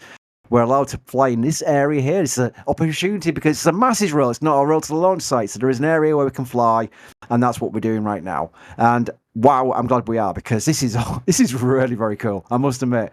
And you're getting more of that scale, which I've been going on about like an idiot for the last half hour or so, because you get to see the scale of context with the vehicles that are following it on the road, which is really cool. As it drives the way, it doesn't drive down it. It's being transported on the static fire stand, which itself is being transported by 2 SPMTs, which you can see there, which are on the road. Those SPMTs are getting some use, aren't they? You can see the scale of like a 2-lane road highway, the SPMTs, and still like it Is that the static fire stand like sort of hanging off to the sides of the road still? Yeah, it's the stand is wider than the road, so it looks like the SPMTs are hugging the shoulder of that road. I think eventually that's going to be that road's going to be widened down from Brownsville down to the production site.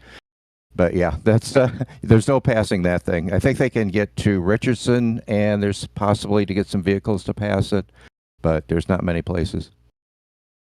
That makes I'm just sense. I'm going to bring up the shuttle again because I like to. But I remember during the space shuttle program, you had what was called rollover, which was where they went from the OPF into the VAB, and that was on a version of SPMT, which was basically a transporter. It's called the OTS, Orbiter Transporter System, which ironically was then put up on a government auction and bought by SpaceX for about 28 grand. That's all it was. And they painted it white. They put a transporter adapter on top so it can transport Vulcan boosters. But that's how they did rollover. And then when they landed on the shuttle landing facility, they then bring them back on wheels. It was called on-wheel return, because they didn't use the SPMT for that, the transporter for that. They brought it back on its wheels that it landed on. So the reason for the initial roll before launch was to protect the wheels, protect the tyres before it launched. And I thought that was a great system, but just seeing these SPMTs and the guys on the back with the umbrellas protecting them from the sun is really cool. I will never get bored of these rollouts. I really will not. I'm going to throw a grenade in chat. Do you mind, Alex, if I throw a grenade in chat? I mean, sure. Do it. Okay, Madman Mike asks, if Ship 35 fails on Flight 9, like the rest, do you think SpaceX will just go straight to Block 3 Starship and hope it doesn't carry the same issues or stay with Block 2? I don't think so. I think they will probably try it with the 3 remaining ships that they have for Block 2. It looks like Ship 39 will be the first Block 3 at the very least, so yeah, it will be 36, 37, and 38 still left. I think they will try. Mostly because it seems like 39 is way behind in construction. I don't want to invoke here my own inner Ryan Weber, but I saw the pictures that Jack took, I think it was last week, of the Star Factory, and he saw some of the early barrel sections. There's even a 39.1 testing, it seems like. So that's going to be quite interesting. But yeah, and it was very fresh, if you will, if you want to call it like that. Like, it doesn't seem like they are anywhere close to being even to the point of like beginning stacking of that ship. So I think it will be a lot easier for them to just continue with the current ships and just try, because we also think there's a good chance that Block 3 will still be the same tankage, and it will only be just maybe like an added ring to the payload base section, for example, which in that case it will still be the same problem with the transfer tubes for each of the RVACs. So we'll see. Maybe they will still have that sort of problem. Of course, they will have Raptor 3 or so, we hope. So that may change some things. But yeah, the tankage section, that might still be about the same design on Block 3. So we'll see. We'll see. Somebody called CSI Starbase. That rings a bell. I'm joking. We've mentioned before. Zach asks, can you ask Jack if those water pipes are being lined up all the way to Brownsville? Jack? They're not. At least not yet. There's a whole bunch of work going on the side of the road. But that's all primarily from Richardson to the production site. In a past Starbase update, I did a rewrite on one of the scripts and called it a water main. That's probably incorrect. I don't know. It seems like it's just going to go to the new houses in Rio West area. I'm not sure if it's going to go all the way back to Brownsville or what, but so far there hasn't been pipes laid for anything beyond the area between Richardson and the production site. So maybe that's like matching a little bit what they're going to do with the bike lane. I'm not sure. One of these days I should probably dig through like the planning documents or what have you. Very Also, good. this shot is so cool. It is. Jack, how far away are we now from Masseys in relation to the production site? Are we halfway or something like that? Probably. I'm not actually. That's a good question. I'm bad with distances, but it looks like we're approaching Richardson, which is the road that the Rocket Ranch Outpost is off of. It's the road our river lot is off of. That's where Jerry is flying from. Yeah, I'd say we're coming around halfway. I'm set up at the intersection of Highway 4 and Massey's Way, and I don't even see it yet. But it's got some elevation and some turns to come through before it'll be visible for me. But yeah, about halfway. Very good. Well, chat has demanded this Yorkshireman is talking nonsense and you should get him off. And I agree. So what I'm going to do is hand over the reins of hosting to D-Wise. D-Wise, are you on communications? I sure am. How do you all hear me? Very good. There you go, American. There, you're happy now. So I'm going to hand over the reins to D. Thank you very much for listening to me ramble, mention a few short references, and now D will take over hosting. Thank you. Goodbye. Well, what a wonderful set of views here today. This is definitely a unique opportunity to have this view from the sky as they roll out to Masseys. So, I mean, I've been seeing a lot of questions coming up. Like, do we want to just go over another quick overview? What has Ship 35 sort of been to at this point, and what are we expecting still before launch here? Well, we hope that we see some kind of engine testing at Masseys. We've sort of been debating that, there's no way to clearly say that they're going to be doing X, Y, or Z, right? It's like they could be doing a single engine spin prime, for example, just to get that single engine that they seem to have removed and sort of, change it out. Maybe they do a repeat of the 6-engine static fire test with a full minute duration. We don't really know, right? And so that's going to be one of the things that we're going to be trying to look out for once it is installed there. If I were to guess, that kind of testing might not happen until tomorrow, but keep your eyes peeled for tonight because they also like night testing. So if they install it on that Massey's flame trench quickly today, I don't know, maybe they want to do something tonight, but I will bet more likely tomorrow. Yeah, so we had the static. We had a couple scrubs of static fire attempts, if I'm remembering correctly. Then we had the one static fire attempt that was a bit more eventful, but then we had the other 6-engine static fire that looked pretty good from our eyes, but with them sending it back to the production site and now to Masseys, like they have some work to do prior to that. But prior to launch, still, it seems. We have a question here. At what speed does Starship travel to Massey? So we can see it now. It really is a crawl here. Yeah, correct me if I'm wrong, but I think it's somewhere around 2 to 3 miles per hour. If I'm not mistaken, it usually takes about an hour to get to the launch site, and it's about 2 miles from the production site down Highway 4 to the launch site, or maybe Roger. Yeah, from production to Masseys is on the order of 4 to 5 miles. Like say, where it is now is about a third of the way on the trip. It has to get down to Massey Way where Jack is, and it makes a left turn. And it's got a little bit of a hill to go over, so it's good to see those SPMTs. They can adjust for that with that vehicle. Yeah, that's one of the nice little treats of a daytime roll. You can get a really good view of the ship as it comes past Richardson and towards Masseys. There's a series of little, hail is being generous, but small little hoop-de-doops in the road, whatever you want to call them, a series of hills. And it affords some cool perspectives of the ship as it gets closer and closer to Masseys. This is such a cool shot. Yeah, these are some incredible views, and we can only have these views thanks to all of your support. So let me thank a few of you for your support, actually, before I even joined this stream. So Dan M with a 20 pound super chat. I think I'll get that right. I've been watching since Hopper. The drone shot down the road gives the scale better than any I've seen before. Good work, NSF. Thank you very much. Thank you for the support. That's a heavy super chat. Lift that one with your legs. It sure is. We can only do this because of all of your support. So thank Was you, that a Dan. pawn jack? I don't know what you're talking about. Because of the 20-pound thing.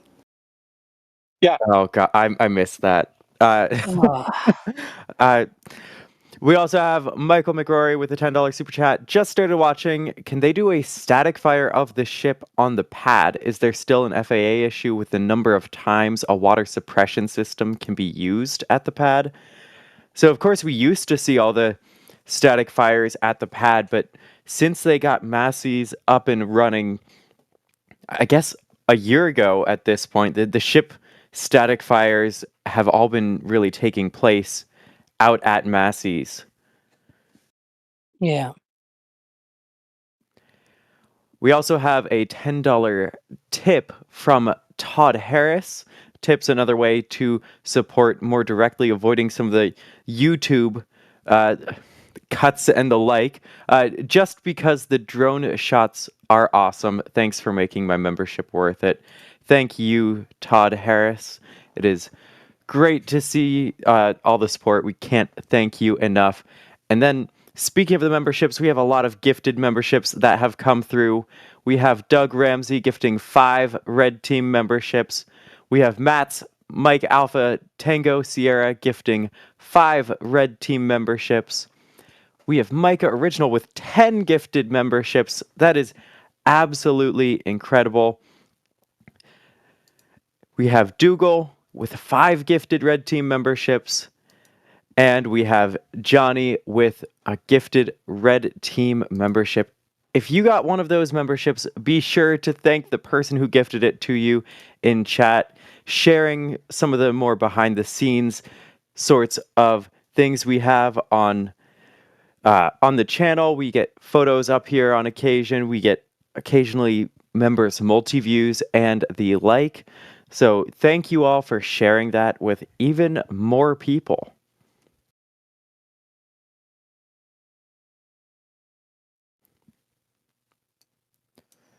So this is an interesting question from James. Why does the ship have folded aft flaps when rolling out, but the forward flaps are extended? I have no clue. Do any of you know what the reasoning behind the flap position is? I'll take that. I believe it's just for road clearance. The flaps is a narrow profile as it's going down the road, so it doesn't hit anything that would be on the side of the road. That makes a ton of sense. Now we can see ship has made its way past sort of our river site. We have a whole bunch of people out there. I'm seeing photos in the back channel as Ship 35 rolled by. Hopefully we can show some of those soon, because those are some nice up close perspectives. Now, wait, that land that you can see there being worked on, that is not Masseys, that is still very close to the production site. Like, I was seeing some people thinking, oh, it's already there. No. That's Rio West. that's part of the... Go ahead, Roger. Yeah, go. It's okay. I apologize. Yeah, that's where they're putting in a bunch of housing for the SpaceX employees. There's supposed to be some retail space there. I'm really interested to see if that retail space will be open to the public and not just SpaceX employees. But yeah, it's amazing the amount of really just industrial and housing work that is going along and happening at Starbase right now. They should put out Home Depot. They will make a lot of cash. I think we would be visiting there quite regularly if we had a Home Depot that close. Yeah, you joke, Alex, but I think the Home Depot at the Four Corners up in Brownsville, like the closest Home Depot to Starbase, I bet there's a non-zero amount of items from that particular establishment that have flown in space or close to it. Yeah, and same that's same the goes for the thing. Lowe's in Hawthorne, because there is a Lowe's directly across the street from the SpaceX HQ in Hawthorne in Los Angeles, and I would say the same thing. Like every now and then, I bet something from that Lowe's finds its way into space. Yeah, I mean it's completely true that they put something like that there. They can make a lot of cash out of that. That would save us a ridiculous amount of time. By the way. Oh, hi, Das. Hello, Hey, Das. hi. Oh, crap, I'm- Das is here. Scatter. I'm told. Yeah, everybody run away. it's the cops. No, I would love to have a Home Depot there. Not a snowball's chance they're going to do it. It would just be like a SpaceX private Home Depot that only SpaceX can buy from. So SpaceX yeah, Hear me out. Hear me out. It'd be Star SpaceX Depot. Depot. It needs the Star form of Depot. the Star the Depot, Starship. nice. Okay, I like that. All right, I like back that. to work. Y'all have fun. The drone shots are crazy, by the way. I was like, oh my gosh, I have to put this on the big TV. Yeah, the drone is absolutely wild. I see people mentioning that in chat, including Daniel Hogbin with a $5 super chat. Just wanted to say shout out for the awesome drone camera work. So it's actually Jerry out there on the drone. Jack is set up at the turn into Masseys. I know Dan is out and about. We've got a whole group of people, SBL Ops, all working on getting you this excellent coverage. Thank you for the support, Daniel. It is. See, D, the trick is this drone is going to have to go back to the Cape when Jerry goes back to the Cape. We need like an NSF Starbase drone that Jack rides around with and just like What if- tosses into Hi. the air. What I if know, Jack right? Hello. just exactly? Was gonna say Jack has a drone. He can Tell fly. Adorama to ship me my Mavic 4 Pro. Yeah, how's the budget looking on that, Jack? Like, Expensive. Extremely, Expensive. extremely expensive. Oh, But jeez. These my shots are current nuts, drone is a Phantom 4 Pro, which is like a brick. You might as well tape a GoPro to a brick and throw it in the air. Jerry has a Mavic 3 Pro, and Jerry is a very competent and skilled pilot, as you can see. And the wonders of a skilled hand and modern technology. Go figure. Yeah, Chad, I don't know if y'all have seen all the crazy good images that Jerry captures out at the Cape, like going around the boosters coming on the drone ships in port. But is that Jerry? The same Jerry Pike that shoots the drone ships at the Cape is out here working on some network stuff with us at Starbase and rolled out the drone for this, rollout, whatever. Anyways. All right, I'm going to go back to work and I'll leave y'all to it. Sorry for interrupting there, D. No, it is great to have you in here. What was that? Did we just show it on the screen? All right, y'all have fun. So, Curveless Sphere in the chat has one. I think that this one is directed somewhat towards me. However, I think we can go around.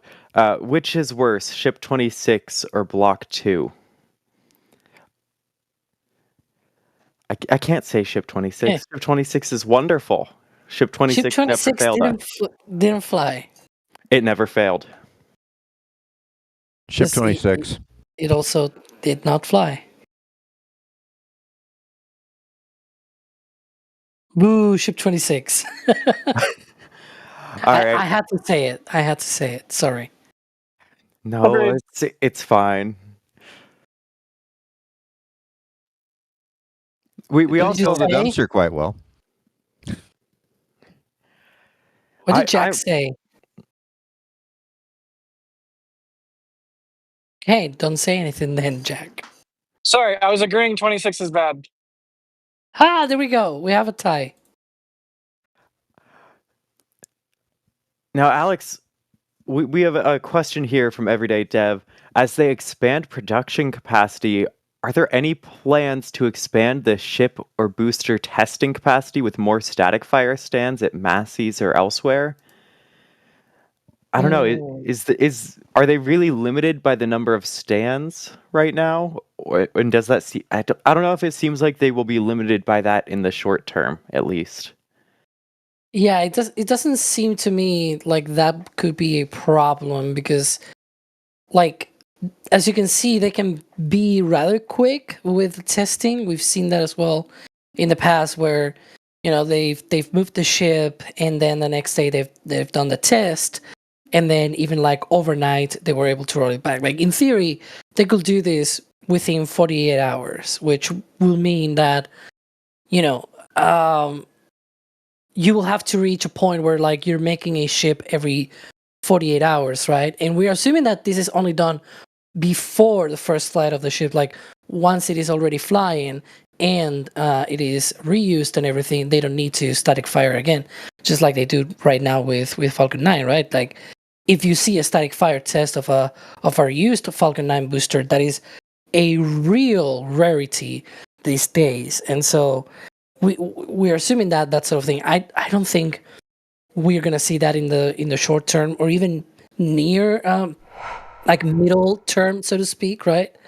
Ooh, pictures from the field. Look at that. But yeah. Yeah, so that's sort of the turn down towards our location at River and the Rocket Ranch outpost area. And you can see when you get up close, these vehicles are absolutely massive. So Dan's out there and got these shots, and it's hard to get a scale for it. The drone obviously helps so much, and then once you're actually standing basically in the shadow of these vehicles, that's when you can really feel the immense scale of them for how large Super Heavy and Starship really are. And if it's very, very sunny, you can also feel a very fresh, cool air because you're in the shadow. I'm sure that's great on a warm afternoon like today. Jack, is it hot out there? Are you sitting in the sun? Yep. Although today it's like overcast, so it's not direct sunlight, so it's not so bad. But it is humid as all get out and like 90 something degrees. So it's warm, but it could be warmer. So there is that. So do you have any sort of view of the ship quite yet? I know you were talking about the hills. Nope. Nope. All right. No, So it'll be a little while before I see it. It's got to come around like one turn, and then it's got to do a little bit of a straightaway and pass that little canal area, D. Where there's that like crane staging yard and that canal where you have a nice shot of Masseys for static fires. Yep. And then around then I'll see it. Okay, cool. So it's also about the time that it'll be inside the Masseys TFR. So there's like a very limited sort of window of airspace that we can fly in, that Jerry can fly in. So it's like we're exploiting it while we have it. And then as it heads out of that sweet spot, then my camera will pick it up and we'll get it for the turn into Masseys. And you can see Jack's shot on the right side here with the roadblock to keep that whole long stretch of Highway 4 clear, because of course there's no way around, and this is the only way out to the production and the launch site. Now, we've got a question from Michael J. here. How does the size of V2 ships compare to shuttle orbiters? Shuttle mentioned. Someone let Chris B know.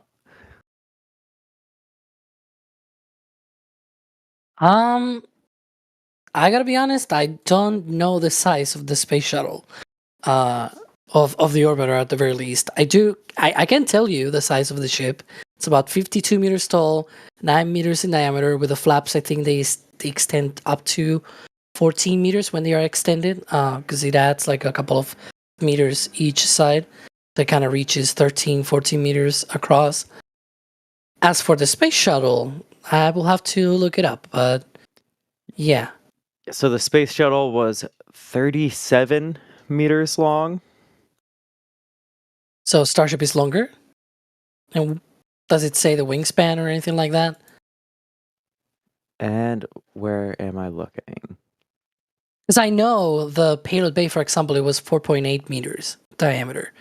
That one I know because a lot of the other payload fairings and everything of rockets out there are sized to be able to fit the same payloads that we're able to fit on the shuttle. Long story, but that's pretty much what happens. And so a lot of the fairings out there, they are like 5.2 meters wide, so that the interior diameter of those fairings can be on the order of like 4.8 meters, which is the same width as the shuttle bay. And it's a almost 24 meter wingspan. 24 meters. Okay, so yeah, definitely larger in wingspan, but of course in length, Starship is longer. It also has tanks, which the shuttle did not have integrated tanks. That was what the external tank was for. But yeah, Starship is bigger. I looked And it's something gonna up. get even bigger. Yeah, I looked something up a while ago that kind of blew my mind. The shuttle dry weight was like 78 metric tons. Starship's predicted to lift 150 metric tons. That's like 2 masses of shuttles, if I'm doing my math right. Yeah, it is incredible how much power these vehicles really have, and of course, we'll have to wait and see it truly realized. Oh wow, I'm just seeing some more photos in the back channel, so definitely stay tuned from some up close shots of the heat shield here on Ship 35. That is a really cool shot. We also have some really cool, really generous support here. Evil Genius with a $50 tip. That is incredible. Thank you so much. For Jack to get better drone equipment. Jerry's shots are incredible and would like for Jack to be able to continue these views. That is so kind. Thank you so much, Evil Genius. I don't know if we should have evil in your name when you're being so generous.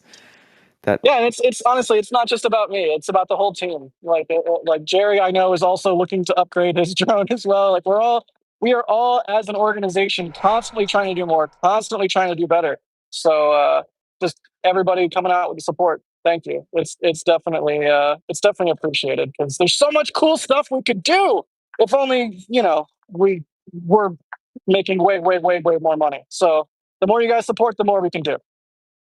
And you're looking right now at that close-up shot from Dan. You can see the tiles on the heat shield, the missing tiles at certain locations. So, Alex, do you have a breakdown, or Roger, of course, too? Like, what's the goal here with the tiles that don't seem to be in place?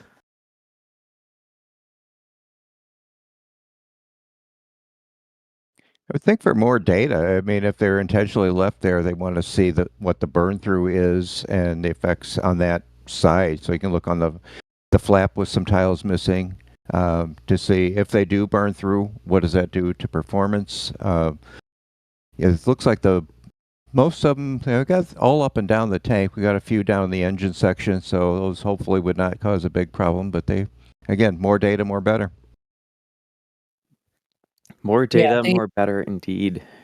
They did similar testing on 33 and 34. Doesn't seem like there are as many missing tiles, though, at least from the pictures that I've seen and the views that we've seen as well. Like there are more pictures, by the way, from Daniel from the field, and there are missing tiles, but it doesn't seem like there are as many as we saw. At the very least, like, I mean, I probably will have to count them to make a proper assessment, but it doesn't look to me like there are as many as we saw on 33 and 34, but I may be mistaken. But yeah, those are just testing that they want to be doing on the ship. And no, those are not metal tiles. Like you can see there's a dent, so to speak, like there's depth on those missing tiles. Alex, what's the material that's under the missing tiles? Is that also a bit of a heat protection, like the extra heat protection they put under there? That's the Pyron felt that they have. It's an ablative heat shield that they have. They have it on large portions of the ship. It's not under the entirety of the tiles, but where there's a missing tile, they do have that. There you can see more of that perspective, that view of the thermal protection system. You can see a bunch of these missing tiles. And as you can see, it's not that, it's like a different tile of a different color or anything like that. It's just completely missing. There's depth there that you can see on those shots where there's a missing tile. Now, you can also see that even though it's missing, it's black, and that's from the Pyron ablative material that they've been using for a backup, essentially. If they miss a tile, then that heat shield should be able to protect the spot. But yeah, they're testing this on these flights, and again, they were trying to do the same on flights 7 and 8, but unfortunately, they never got to that point. So hopefully, flight 9 will be the moment.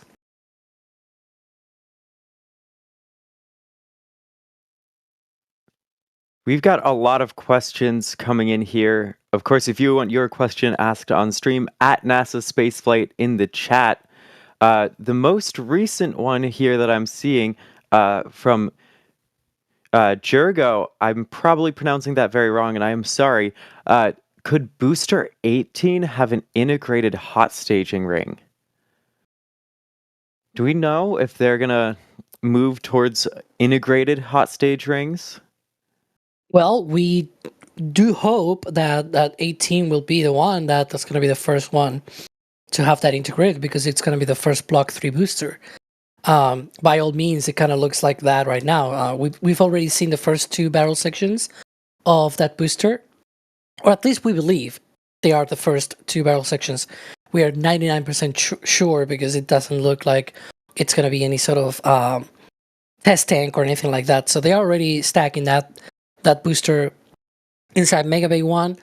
They have those 2 first barrel sections. It's the common dome and the barrel section immediately below it. So we still need to go through the first sort of the bottom half of that booster, and then we'll see the top half, which will include that forward dome and integrated hot staging ring.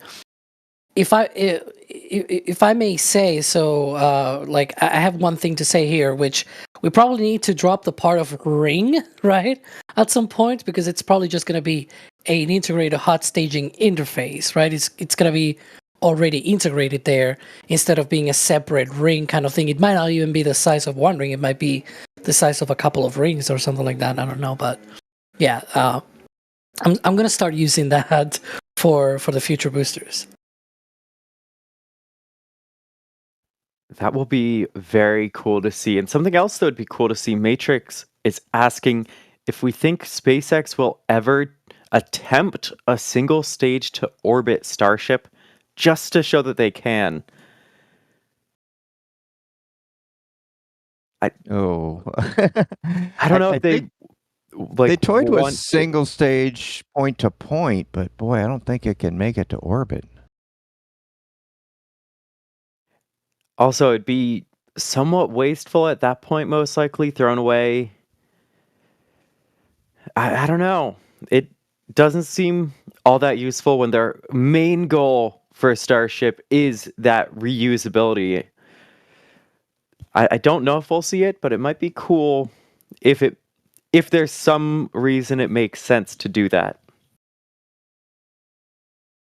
Yeah, I think they got some other priorities on their plate right now. And then, again, that might be a nice to have, but that's going to be a way down the road if they even try it. Definitely. And now, there we can see the ship in the distance. Which camera is this that we're looking at right now, Carson? That's from south. All right. That's a long way out. No wonder why it looks so hazy. And we also have a couple people asking what sort of testing we expect, and then when we can expect a static fire. Do we know specifically? Is it like, are they going for another static fire? Are they doing other sorts of testing? And do we know? We would hope that they're going to try to get that done soon, but is there a chance they can do any of that testing today? I'm not sure about a test today, although, as I pointed out before, they've had some kind of liking for late night testing lately, so it could happen. But I think there's a better chance maybe tomorrow. Now, as to what kind of testing, we've pointed out multiple times that we shouldn't assume straight away that it's going to be a 6-engine full minute static fire test, because they've already done that, right?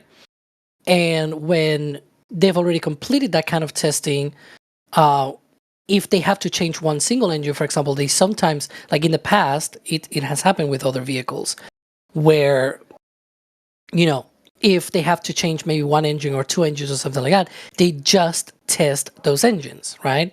And some of these testing might have been only just a spin prime, or maybe a spin prime one day and then the next test was a static fire and things like that. Like, it could be something like that.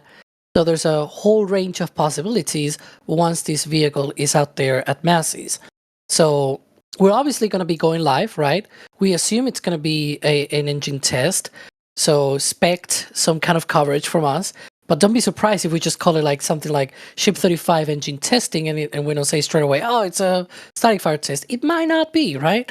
There's a good chance because of the previous experience that we've had with other ships, where again they may changed one engine or something like that, and then it turned out that it was just a spin prime what they did, or it was just a single engine static fire, right?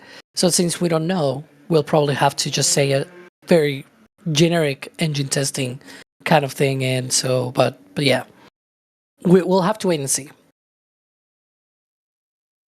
We will indeed, and we have more support on this stream. Thank you all so very much. We have Anthony Monaghan with a super chat saying Space Force new Golden Dome project should be great business for SpaceX and other private launch companies.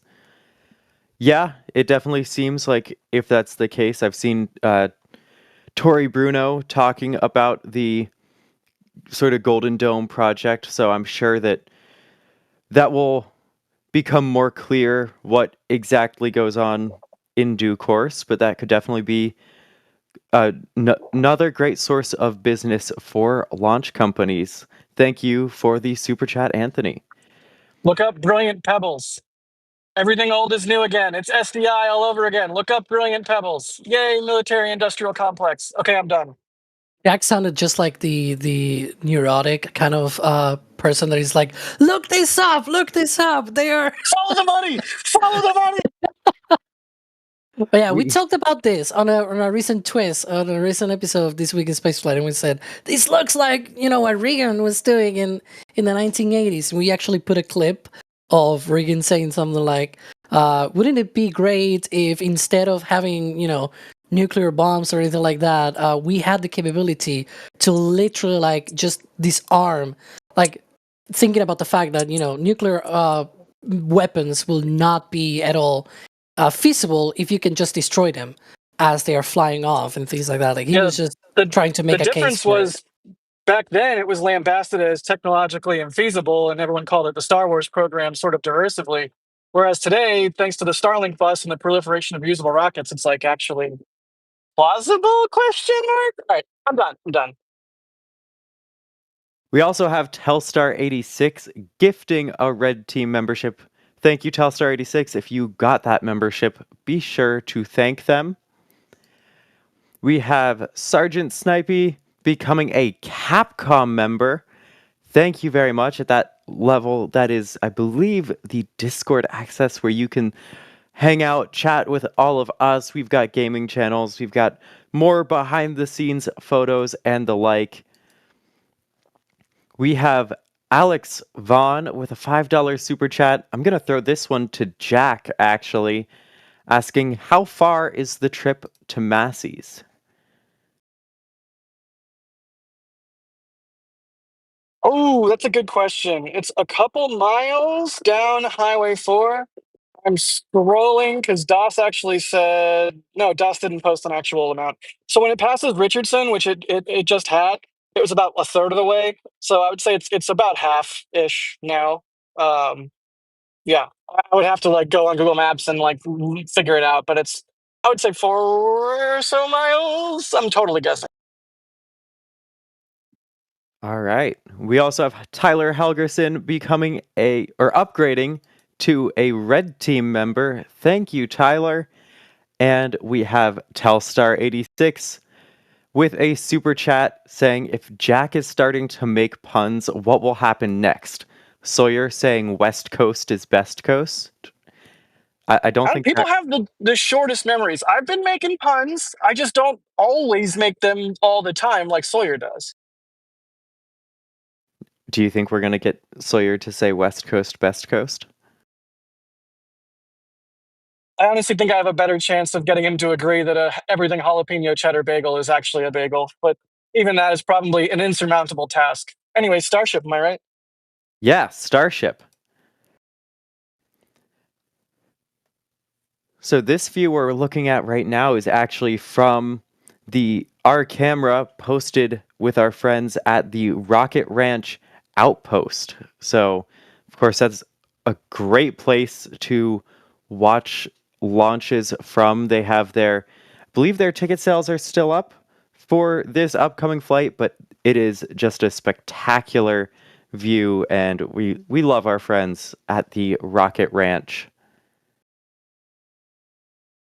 And I'm being told it's about 2 miles left from the ship's current location until it arrives at Masseys.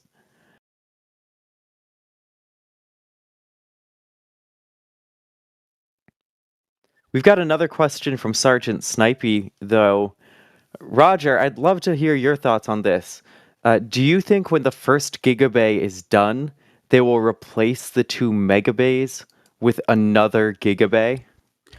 I wouldn't be surprised at that. I mean, knowing SpaceX, if you look how they did the factory with the tents that were there, they took the tents down one at a time and they expanded the factory until all the tents were gone.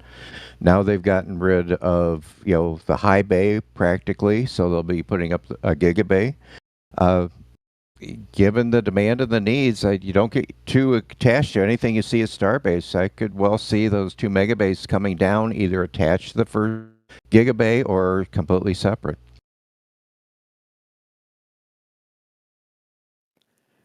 Yeah, it's definitely Starbase feels like a place where you can't get too attached to anything, because whether it's a ship, whether it's a booster, whether it's a building, you might go away, come back, and everything will have changed. I know as the OLM arrived at Pad B, we were talking about the ever-changing skyline, and no doubt that will only continue for a good long while.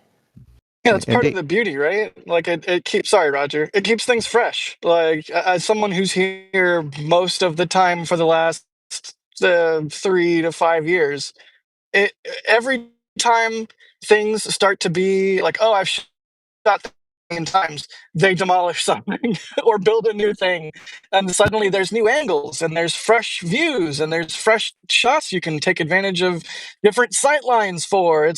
It's really one of the things that keeps Starbase interesting over time, is they're just constantly in a state of renewal and reinventing itself. Yeah, I'm planning to get down there, this weekend or Sunday. My wife is coming with me again this time. She was at Starbase last June. I'm very anxious to see, since it'll be a year's time since she's been there, what her perspective is on the changes. It's one thing we're there. I've been down there for a lot of launches. You see incremental changes, but I think a year's difference is going to be quite a bit once you start looking at the photos. Oh, absolutely. I'm just trying to think how different everything was back then, because we at that point a year ago we were at the end of the ship testing at the launch site, right? Yeah, I mean that was for Flight 4. I'm trying to go back find pictures, but yeah, I think at that time, Flight 4, the tower sections were still at the port.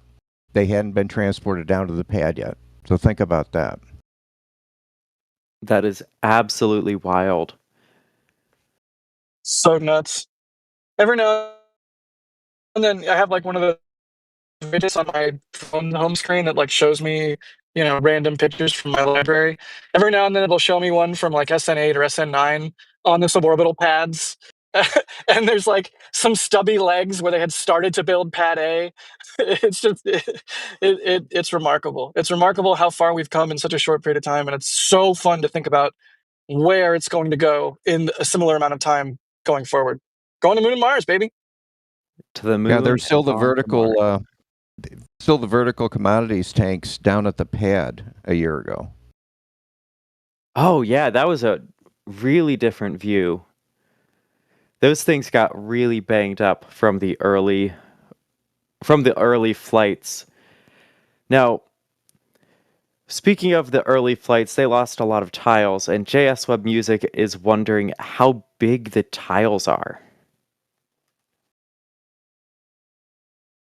Sounds like a question for Jack, if I've seen any. Jack, do you have some They hands-on vary. experience, maybe? Yeah. Fun fact: if you ever get invited to the rest, they Oh, Jack, Oh, you're going a oh, bit robo right stations. now. yeah. That's They So Jack. Jack You're is out robotic. in the field, and so he's gonna be getting us these great views, but that does mean occasionally his connection will cut out. So, but I'd like to what he think was that it was saying, the. Well, go ahead, D. what he was saying is, if you ever get invited to the one SpaceX restaurant, they actually serve some of their appetizers on Starship tiles, and they are kind of dinner plate sized. It's kind of a perfect serving utensil for Can you hear me? bread knots. Yes, we have you, Jack. Yeah, on the ship, there's a bunch of different sizes of tile. Like there's ones that are bigger, like dinner plate sized, and then there's ones that are smaller.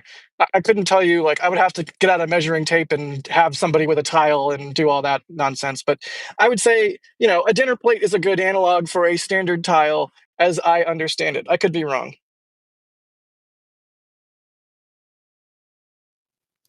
Yeah, I think that is a really good comparison.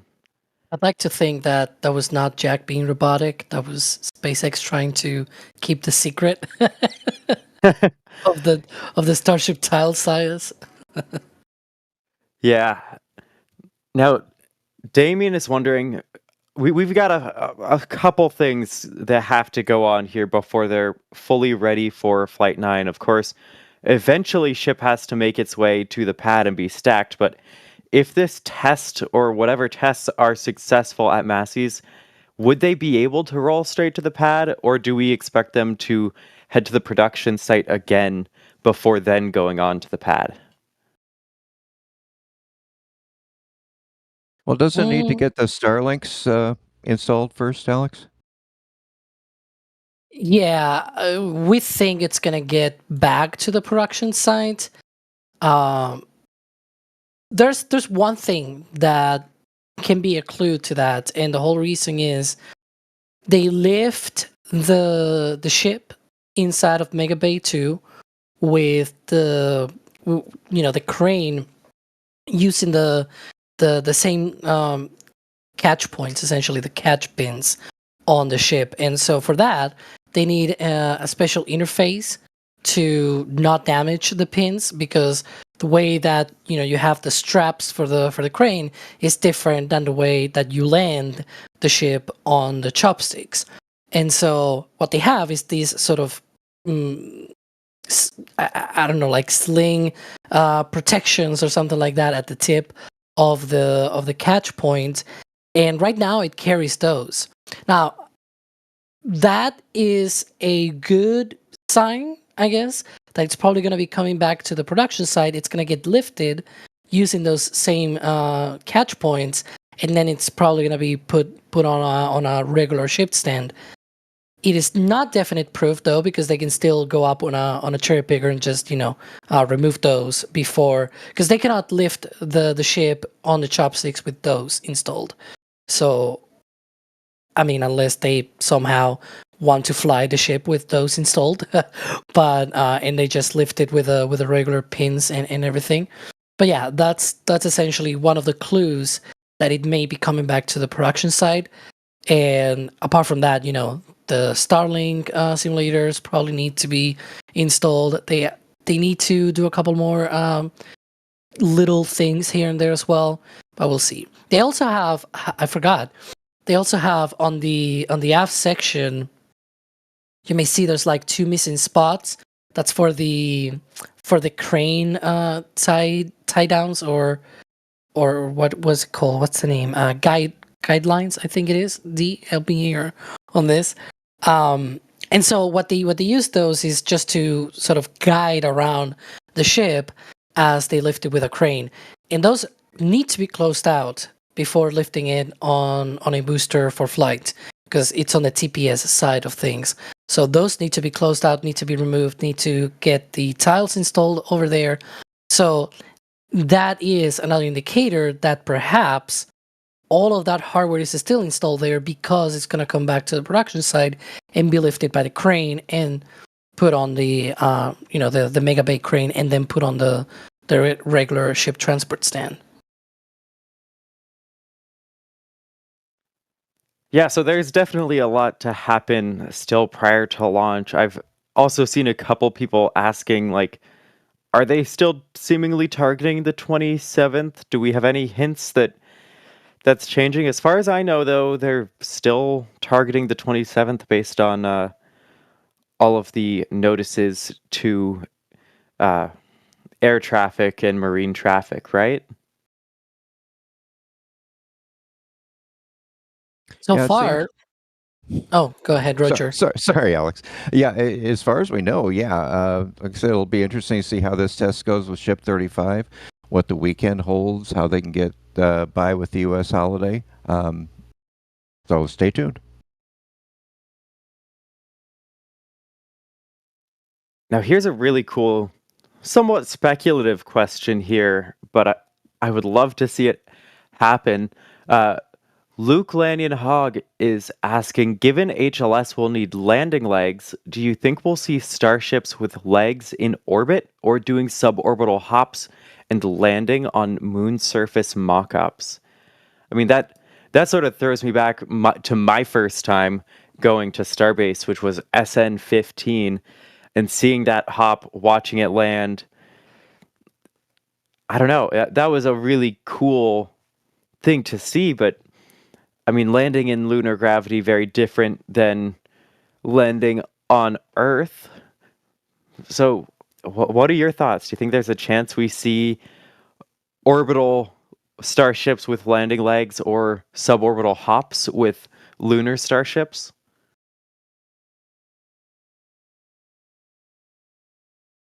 I feel like we will have to wait and see. I think the whole landing leg kind of stuff is probably not too hard to test on a subsystem kind of level. You know what I mean, right? Like not the entire ship. Like maybe they don't need the full ship to test this, and you gotta take into account that landing on the moon is different because of the weight. Like we're talking about if you're gonna be landing, doing this landing leg testing kind of thing, then you will need to do it on Earth, simulating somehow a sixth of the gravity, because you're putting like a sixth of the load that you will see here on Earth. On the other hand, you can build those legs and say, well, if they survive and they pass all the testing on Earth's gravity, then for sure they're going to be surviving on Moon's gravity. I don't know. We'll have to wait and see. I do think that there may be a chance they not have to do that. And to be fair, like they probably want to avoid that kind of thing if they can test it on a subsystem level, like maybe at Hawthorne or McGregor or somewhere like that. They can just do like just the aft section, maybe with the landing legs and things like that. But we'll see. We will indeed. Of course, the ship is continuing to make its way towards Masseys, and it is getting closer and closer to Jack. You can see his view on the right there at the roadblock. Eventually, the ship will emerge above the horizon, and we'll get some up-close views once again. Yeah, you can sort of see that stand of trees that it's like entering into. I'm almost like 180 degrees opposed to it from this view. I think it's also really hard to see my screen. It's so dim right now. Yeah, I'm like 180 degrees opposed to it from this camera angle. So as it goes into the little thicket of trees and comes over some hills and comes around a corner, we will get eyes on it as it heads toward Massey Way to turn towards Massey's and do whatever testing they're going to do. And of course, these rolls seem to be pretty disruptive to those trying to get to the beach. It holds people up for a couple hours potentially. So Wayback is wondering why SpaceX doesn't build their own private road for hardware transfer. And It just, I mean, we get the question a lot, right? Like, why don't they build a railroad? Why don't they build their own road?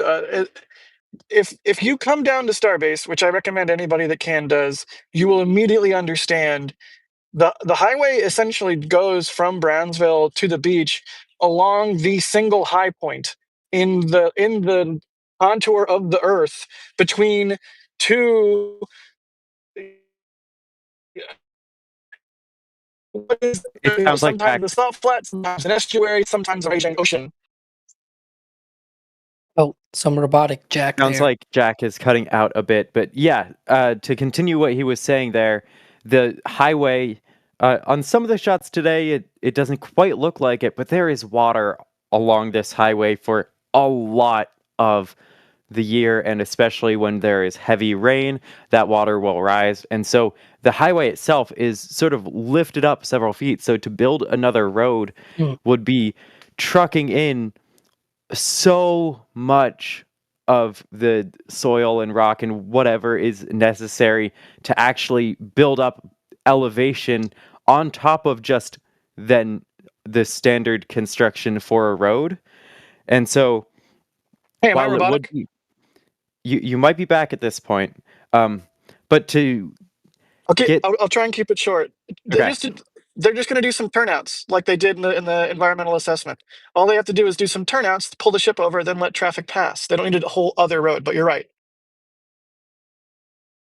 And in fact, Dee was mentioning, how there's just water surrounding the like in most of the length of the highway, right? That there's on each side mostly just water. But even when it rains heavily, like sometimes the road itself gets flooded at certain points. Like there are some points even where, sure, the road is the highest point relative to the closed environment, but it's still low enough that it can get flooded.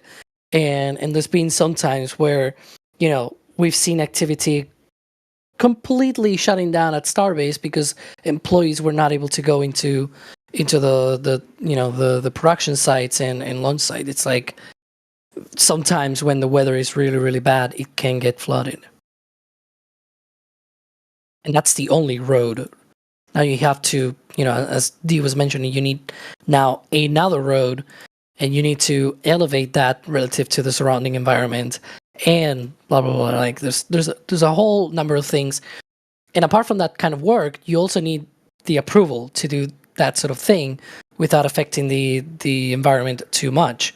Now, a launch site, which is like on a corner of the refuge, that might be not that much, but a long road like this, how far away is it from the launch site all the way out to Brownsville, for example? Because remember, these vehicles in the future will also be probably going to the port.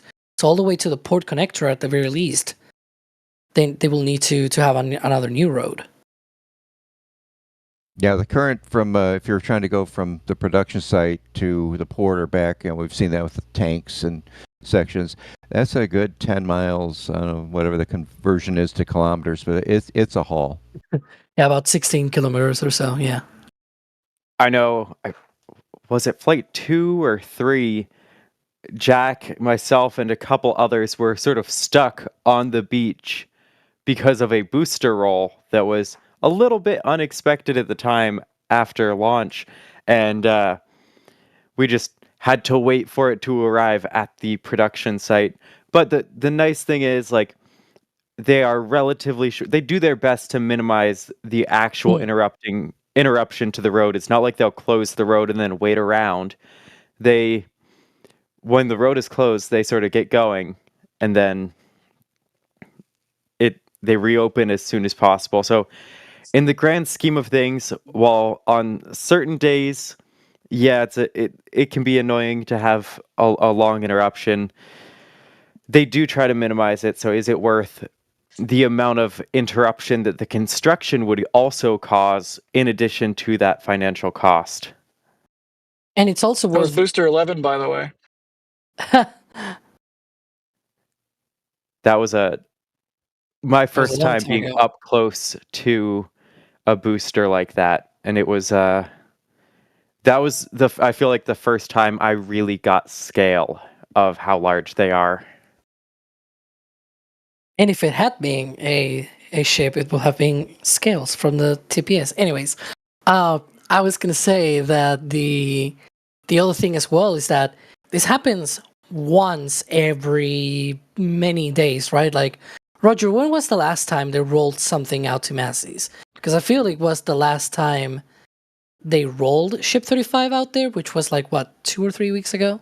Yeah, I think so. They rolled that out. They rolled the test tank 18-1 went out there, but that's it's a diameter, but not as tall. But yeah, I believe 35 has been making the most trips recently. Yeah, and they also try to do this as well during the night, which there's a lot less traffic. It doesn't interfere with people, for example, wanting to go to the beach.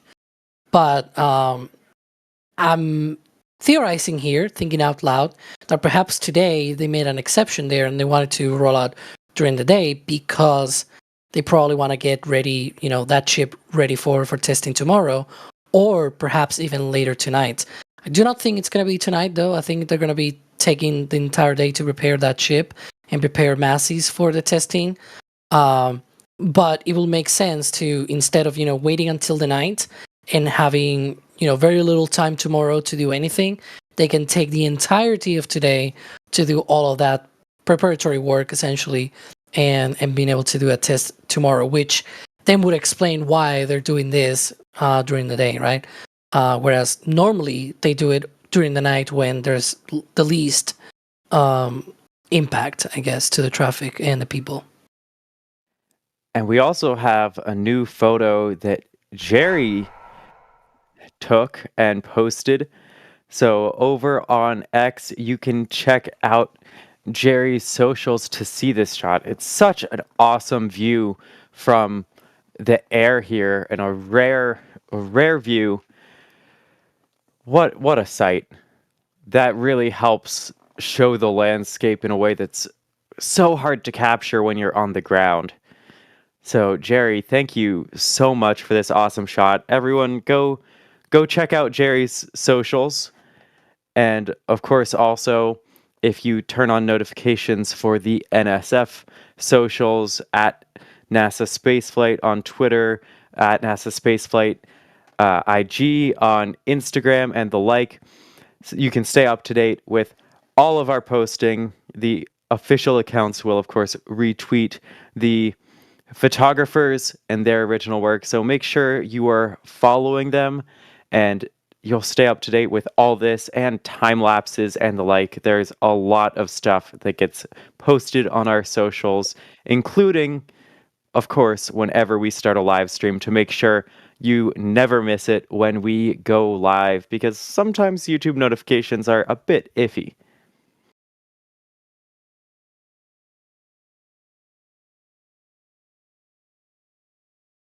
Now, we just got some incredible support once again from Wayback with a $40 super chat. Thank you so much, Wayback.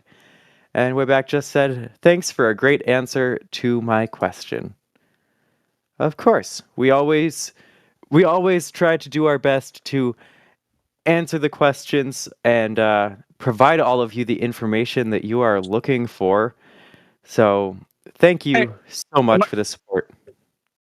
Am I a robot? You do not seem to be at this moment.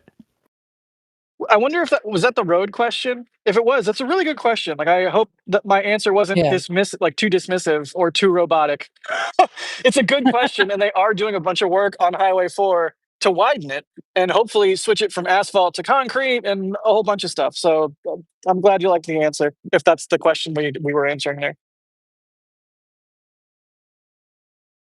Ooh, sheriff car moving. Oh, yeah, also, I see the ship. I'm going to pan this camera. Sorry for any shake, but I see the tip of the ship just Is it barely close through to the you? tree. See it? See it? It's hiding there. Hang on, because Carson Sneaky. just removed it. Carson, go back!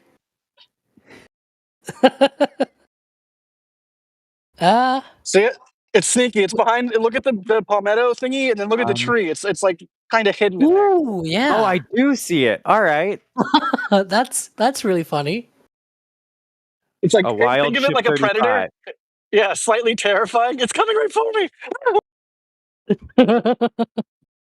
Do you have any glass of water or something to see if it moves? The I water. do. I have a Topo Chico. That's a good idea. Yeah, there you go.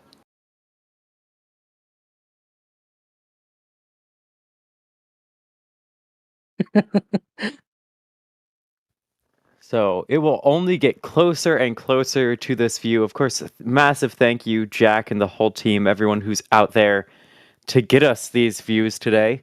And I'm looking forward to seeing this. I feel like we've gotten a lot of time talking about and seeing Ship 35 so far with its multiple trips to Massey and multiple static fire attempts and the like. But I feel like this might be the best roll coverage with so many people out here.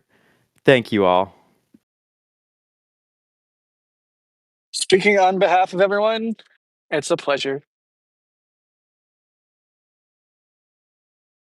And a lot of shout out, Jerry. Thank you so much for those drone shots. That's we've never had that view. Those were spectacular. Appreciate all the work. Yeah, truly a treat. Way to go, Jerry. Everyone should be following Jerry.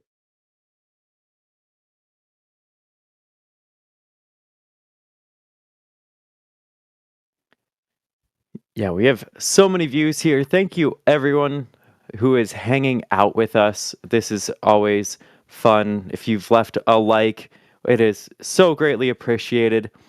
Now, we have some more questions here.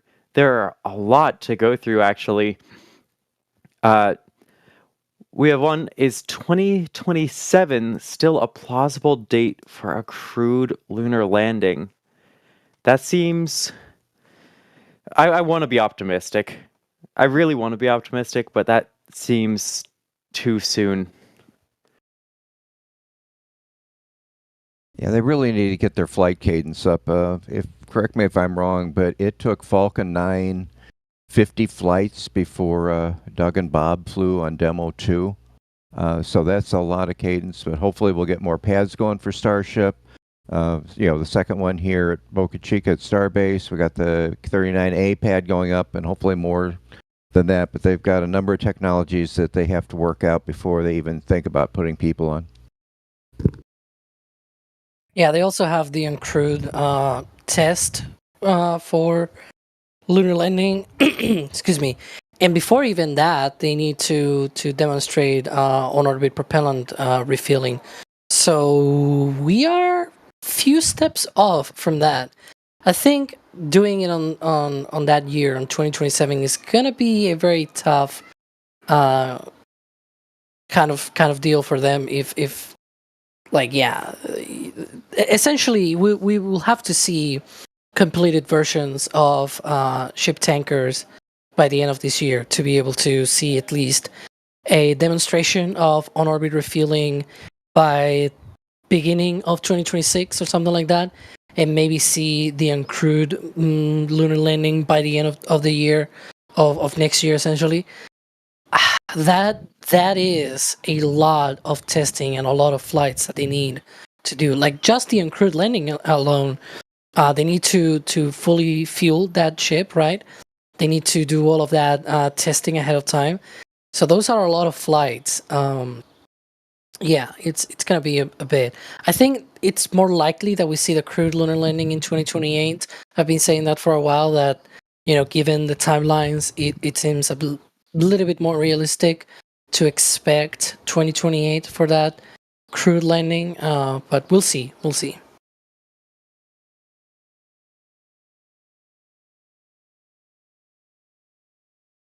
Yeah, I know we're all anxious for humans to return to the moon, and we're getting closer and closer to those flights, but we've still got some time until that point. We do have some support, though, that I, of course, have to thank. We have Alex Vaughn gifting 5 Red Team memberships. Thank you so much, Alex. If you got one of those memberships, be sure to thank Alex in the chat. And then we have Jacob with a store message saying, "Love your work. Keep it up." What did Jacob get? Spaceflight calendar. Okay. That's a good one. I do love it. I think I have a couple prints in there, but what else you can get in the store currently is our new summer collection. Of course, Super Heavy splashdown this time around. The Super Heavy is not going to be making a landing. It'll be splashing down instead. And to celebrate the summer, we have a whole bunch of new items and expanded designs. Down at the bottom here, of course, is that Super Heavy splashdown. We've got sweatshirts, there's a mouse pad, towels, the like. It is great. And up at the top, of course, we also have the Hawaiian shirts, which are incredibly nice, made in America shirts of different designs. There is the drone ship design and a dragon design, and with the dragon design, they're actually dolphins. If you remember the splashdown when we had the dolphins swimming around the capsule. So if you are interested, you can go to shop.nasaspaceflight.com. Check out these designs. These are really nice shirts. And of course, thank you all for the support. It's your support that makes all of this possible. May I say one thing? Because I'm probably sure a few people from the Southern Hemisphere are watching us and they're saying, summer? Summer? That's 6 months from now. But you can still enjoy splashdowns because you've got the Starship. Ship 35, splashdown in the Indian Ocean, Southern Hemisphere. So, yeah, that's also another way. You can get the merch and celebrate that and, I don't know, like put a jacket on if it's too cold down there. Hey, we've got the about to be winter. We've got the sweatshirt. That's true. honestly my favorite one right now. It's got Here you go. comfort colors. It's a really nice cozy sweatshirt, and I've been wearing that like every day since I got it. Yeah, you see, yeah, Yep. we've got D as model for this. So there you go. Yeah, a bunch of Splashdown great in the colors summer. to choose from depending on your style.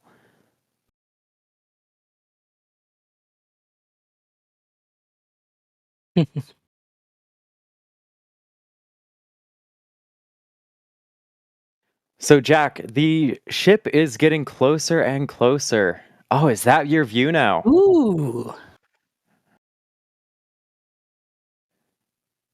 I'm going to guess Yeah, sorry, had yes. to unmute, but yes, that's my view.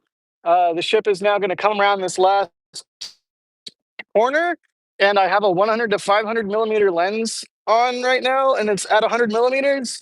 So get ready for some up close shots.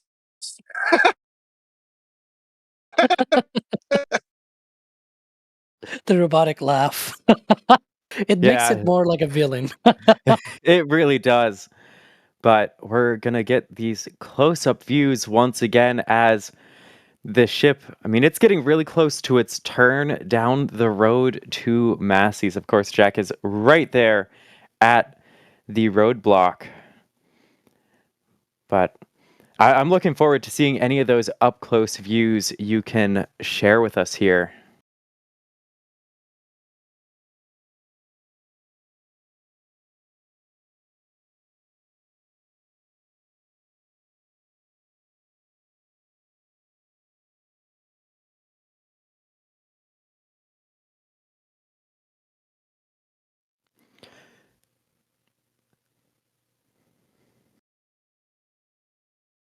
So we actually have a lot of questions. Keith is wondering how many ships might go to Mars during the next transfer window. I know we want to. In some ways, SpaceX really wants to get a jump on that and get going, but like, do we think they're going to be able to hit that well? Do we think they're going to be able to send many ships out there? I know there's people at SpaceX that watch us and everything, and I don't want to be, completely Debbie Downer or anything, but I think the number is going to be 0. I'm really sorry. I do think there's going to be a lot of great progress towards it. Like, I do think 2028 there's going to be a good chance, but it's just a lot. Because people think, well, they only need to do refueling in orbit, and that's it. Like, you can just push it and send it out to Mars. Yes, but if you wanted to survive Mars, then you need to make a ship that can survive essentially the full trip, 6 to 7 months out there. So you need some kind of power source. You need some kind of, I don't know, like batteries that can last long enough. Like, you need a better communications package and things like that. Like, you need a lot of upgrades to the ship, right? And it's just more than orbital refueling, and then of course, the re-entry of Mars and blah blah. Like, I feel it's going to be 0, but again, I do also think that there's going to be a great deal of progress in that sense. Yeah, I kind of agree with Alex. I think 2026 is going to be a stretch if they can do that. But my hope is when they actually do go for Mars and they're going to attempt a landing, they send multiple ships, because the transfer window is about a month long. So I came up with an idea. Okay, you send the first ship at the beginning of the window, you wait 2 weeks, you send a second ship, and at the end you send a third. That way you have some time as the first one gets into Mars interface that they can get data from that, and if they need to make adjustments, they can hopefully do that in the next 2 ships. But that's just me daydreaming. Yeah, I hope we can get flights to Mars sooner rather than later. We have Cosmic Nebula with a $2 super chat asking if we got any engines views as Ship 35 rolled by. And because of the work platform and the like, even when you're at that really low angle, it makes any sort of an engine view almost impossible. So we don't have too many sort of clear shots like that. But believe me when I say the team out there is working hard to get all of the angles that they possibly can.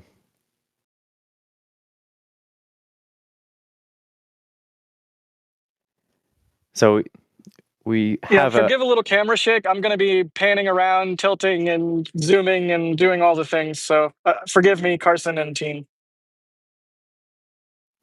Oh, absolutely. We love these close-up shots. So I look forward to seeing this ship continue to get closer. And in a bit, we do have one of those photos sort of showing the blocked view trying to look up at the engines. So we'll probably look at that after ship has gone past Jack's camera here so we can keep focused on its current location.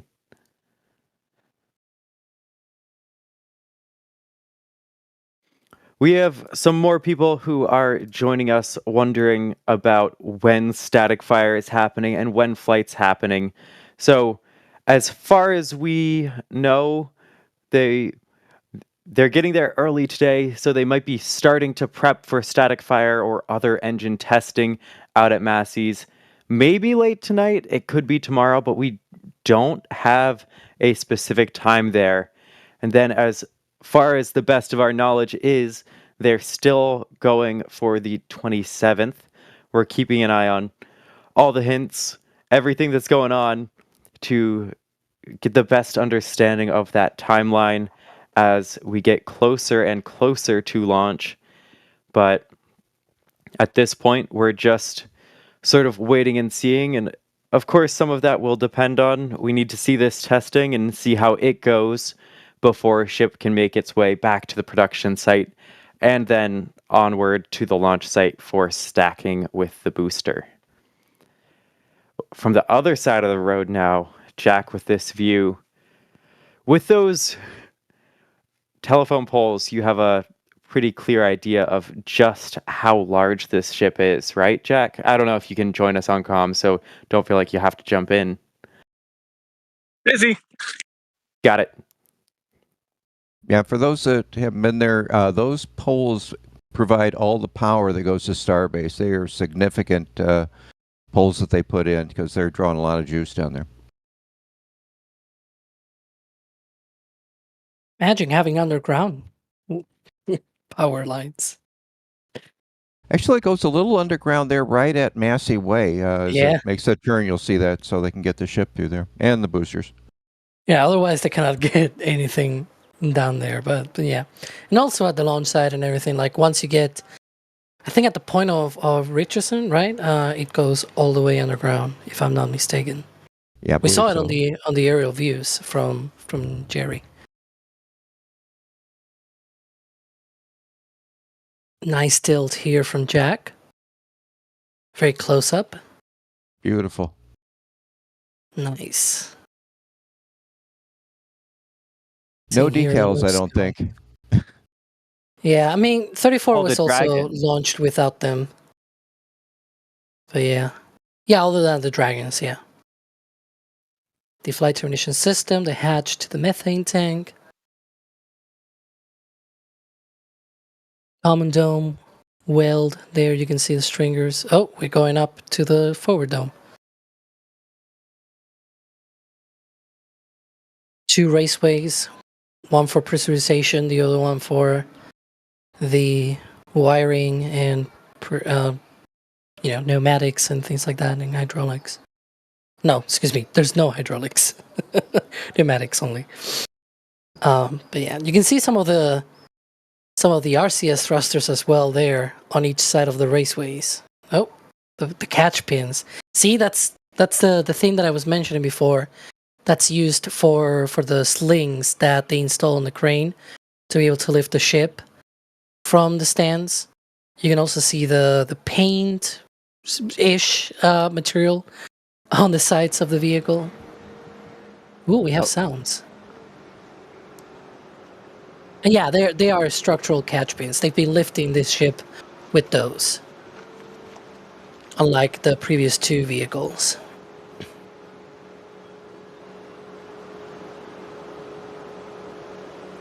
I always love seeing the SPMTs turn here with the individual control over all the wheels. Yeah, we You can really saw see- it.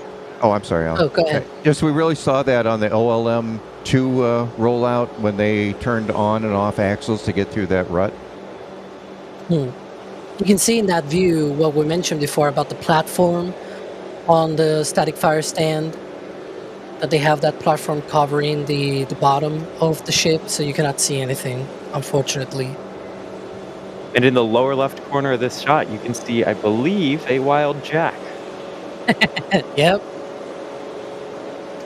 Huh, white shirt. That's weird. Is that Flight 2 patch? It looks like Looks the like Flight 2 patch. Yeah.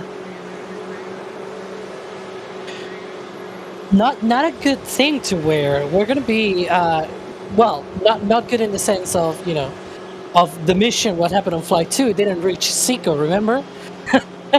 We don't want the ship to be again not reaching Seco. Of course, if you still want to have it, NSF merch. At least on that flight, we got all 33 engines on the booster firing. That was probably the biggest accomplishment on that flight. Yep, that was true. Progress compared to Flight 1. That's for sure. Yeah, that was kind of a low bar. Yeah, compared to now, like the boosters they go up, they go down, they are caught. They really got good on those boosters. Kind of crazy to think about it.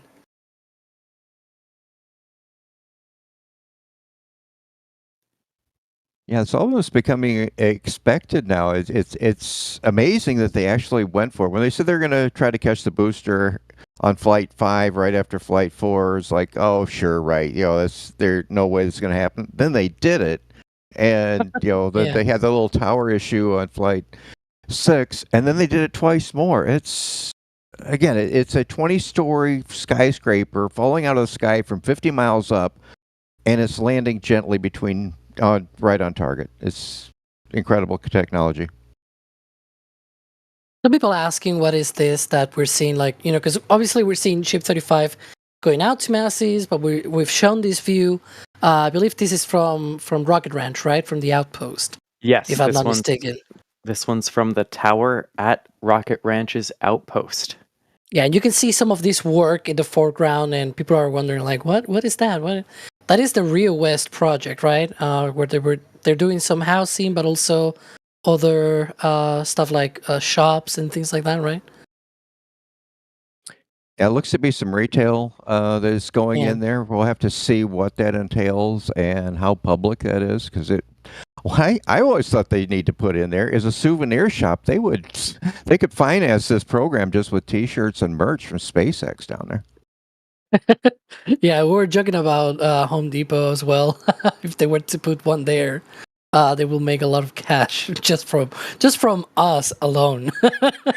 Honestly, there's such a huge fluctuation of the number of people there in the days right around Starship Flight and any other time of the year. Even if they only did a pop-up like the day after launch, I feel like they could sell out of a lot of things, I think. And some people saying coffee spots and things like that as well. Yes, there needs to be a food and water shop that's just permanently by the launch site, so we can just grab snacks, grab water, stay hydrated during long days out there with the rocket. Starbucks is Starbase. I'm all for it because I've done that. But yeah, public facilities would be a real nice ad if they could put those in. By the city of Starbase, maybe.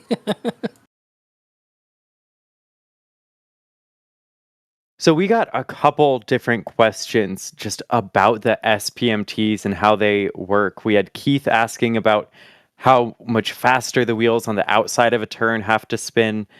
And that diabetic kid asking, do we know if the SPMT could run over your foot and be okay? It's like, are they like the giant soft tires that distribute the weight enough that at any given point isn't that heavy? I mean, how much do we really know about the SPMTs? We saw, I mean, you mentioned earlier, like with the OLM and with the sort of transport they did there, they have incredible control over the individual axes and everything, or axles, I should say.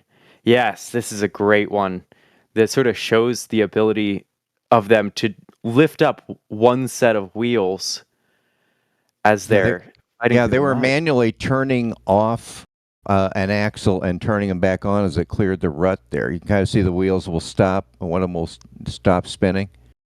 Yeah, they're incredible. As far as running over your foot, I think the SPMT wins. I think your foot would still not be too good a shape after that.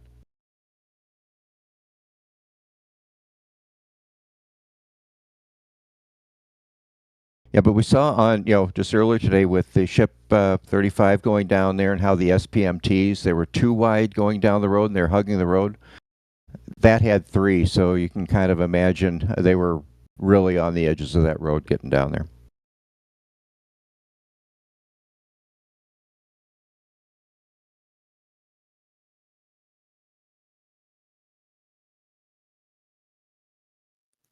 Yeah, so of course at this point, Starship is making its way down Massey Way to actually get to the test stand out there. I wonder if we'll get a different view from Jack perhaps here shortly. I think that'll depend on how far he has a view down the actual Massey road, because sometimes it crests a little ridge there, a small hill, and it disappears enough. But we have some views here from the Rocket Ranch and hopefully some others.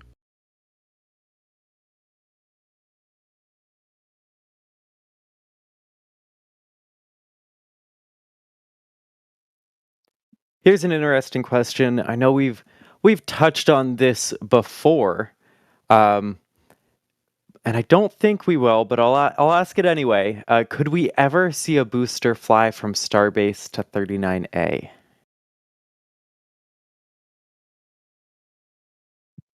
I'm gonna say no. Lots of reasons.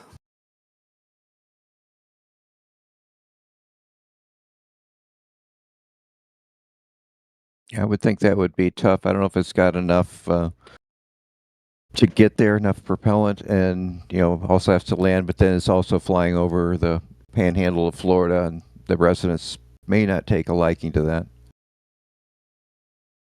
I would be standing outside, ready to look up and see it come down for landing. But yeah, I'm sure the sonic booms, and in addition to just its physical capabilities with it being a structure of that size, having to fly this distance, because the booster really doesn't fly that far in the grand scheme of things when compared to the distance between Texas and Florida. Yeah, what I'm really looking forward to, and I bet you would too as a photographer, is when they try an attempt to land a ship at Starbase, because that thing's going to be coming, out of the west, southwest, pretty much over where the cameras will be. That's just going to be incredible. Yeah, it will be a sight to behold. I will not miss that moment, because we could be having to look behind us and then overhead and then out at the launch site for it to come in for that final landing. So that first actual ship catch will be just incredible. Yeah, it'll be interesting to see what trajectory it comes in. If it's, I would assume it's coming from the south, kind of over the Yucatan, or not Yucatan, but over Mexico and coming in. Probably trying to go over as few populated areas as possible. And here we've got the view from Jack back as Ship 35 is now making its way down Massey Way. Great head-on view of the tiles here.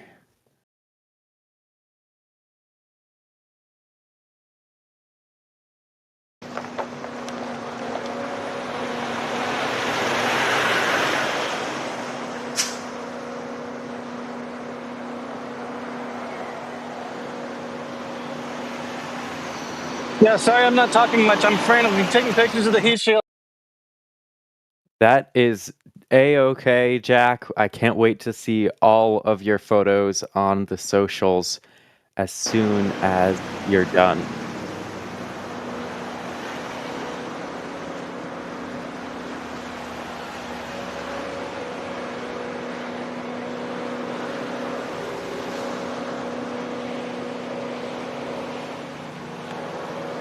It's also interesting to see what the clearance is of the stand feet over the ground. I think this one's pretty good. What was it? I think the booster stand maybe it was a little tighter. They stick down a little bit more.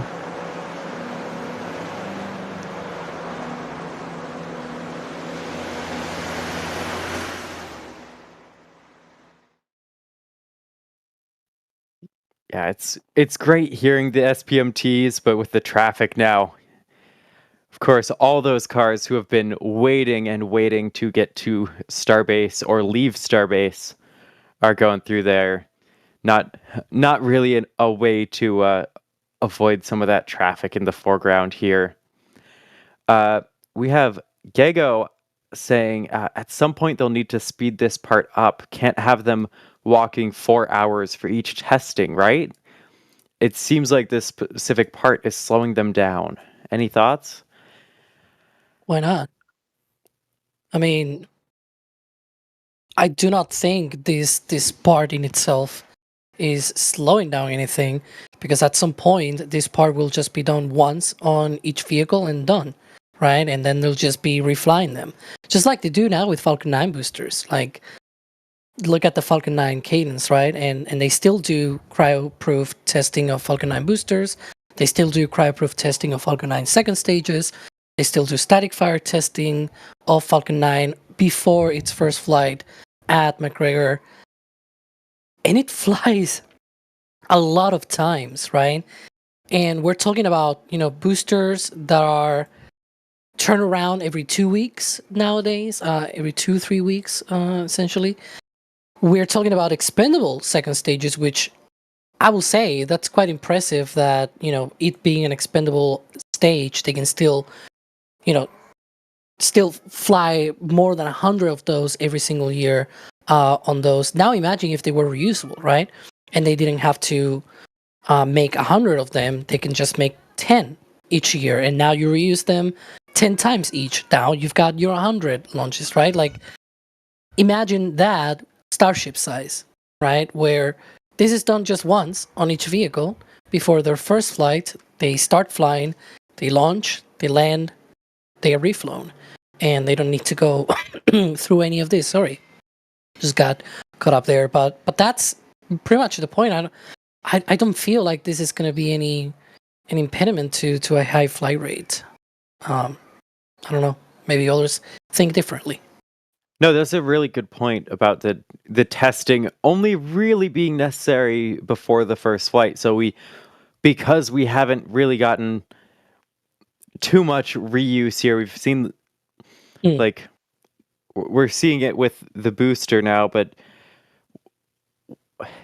they're in the early stages. They can't cut out any of the extra testing at this point. But once they're reusing it, a lot of this is going to be unnecessary, and eventually they aim to just not even have to leave the launch pad.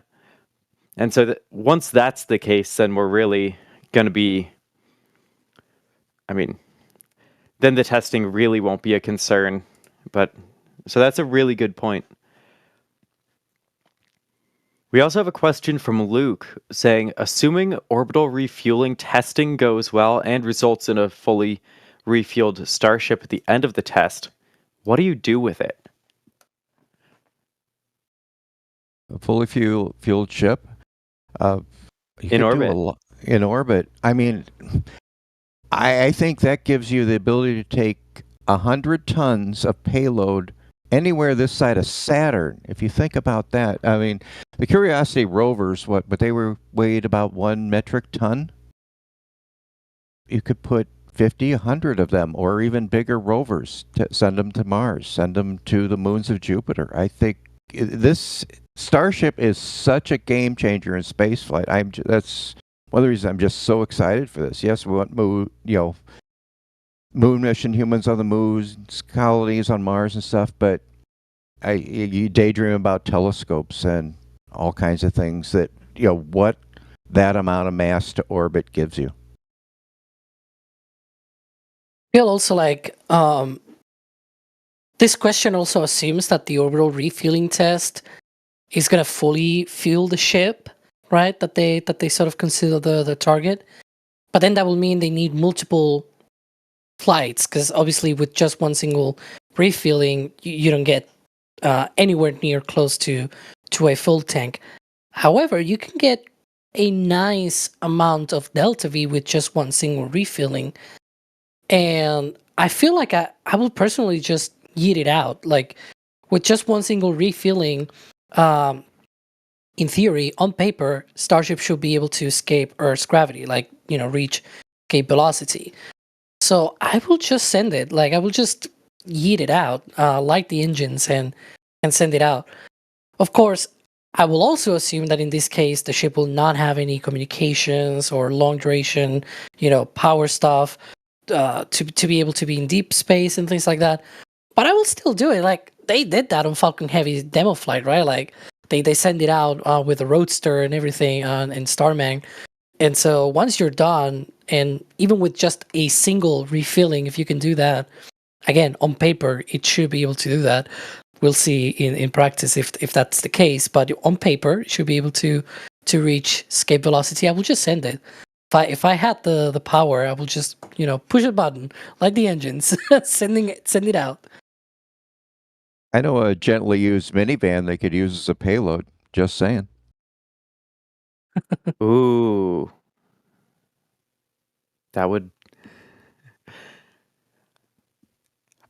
I think that would be worth it. Throw some cameras on it, launch it out there. I want to see that happen now.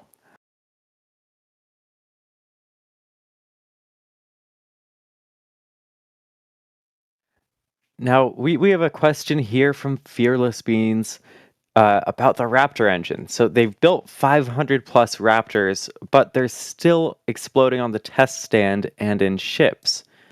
So they're wondering at what point it becomes problematic. And I think to some extent, like some of the tests are definitely to failure, right? But the ones in flight, like at what point would we start to get concerned about Raptor? I wouldn't blame Raptor itself. It's been proven to work on great numbers. Like we've seen multiple different flights where it's worked, and on the test stand we see it work many times. Like when you see a rod, an explosion, like the one that happened today. First of all, we think that was definitely a Raptor 3 based on the test stand that it occurred, because we think that that test stand only tests Raptor 3s. It's one of the newer test stands. So we think it's only being essentially built for handling Raptor 3. So first of all, it's a most likely development engine, very new engine. It's not one of the 500 plus Raptors that this question is mentioning. But also at the same time, every time you see one of those, there's like dozens of other tests that go well, right? That nobody talks about, that only the 25 or 30 people that watch McGregor Live every single day with no pause, they see those tests and they're like, okay, well, there goes another static fire of a Raptor engine and things like that. And the locals as well always chime in the chat. I see that every now and then. So there's one point. The other one as well, outside of the test stand, while it is on a ship or a booster, how do you know that it is actually the Raptor, the one that is at fault for failing, and not the ship or the booster? Because we've seen, and we've talked about this many times, that Flight 7 and 8, it seems that it is pretty much an issue with the vehicle itself, with the vehicle design, rather than, oh, the Raptors just explode. Like, let's be honest, every single flight before that, pretty much since ship 25 on Flight 2, every single ship flight has gone well. What changed on Flight 7 and 8? The ship design, the tankage was different, the plumbing was also different. The Raptors stayed pretty much the same by all means, right? So I will, like, you have to consider those 2 points. One of them is that for every single route that you see, there's many other Raptors that do well. And also that, are you sure it's the Raptors at fault sometimes and not the vehicles themselves? That is an important distinction to make here. Yeah, that's a really good point. We have some more support. I want to be sure to thank all the support here. We have Hugh with a $10 super chat. Those views are amazing. Thank you, NSF. Well, thank you for the support. And we also have B1062 with a $5 super chat saying, thoughts on dedicated locks and methane tankers. I'm very confident there will be 2 different versions of tankers.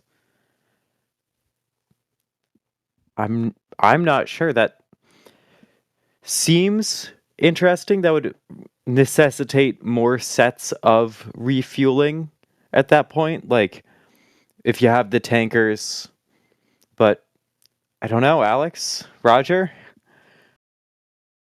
Well, Go ahead, I'm sorry, Roger. Alex. You're gonna need the ship, fueled anyway to get there, to the tanking depot. So I would think they would just do, both commodities on the same ship. I don't know, Alex, you got thoughts on that?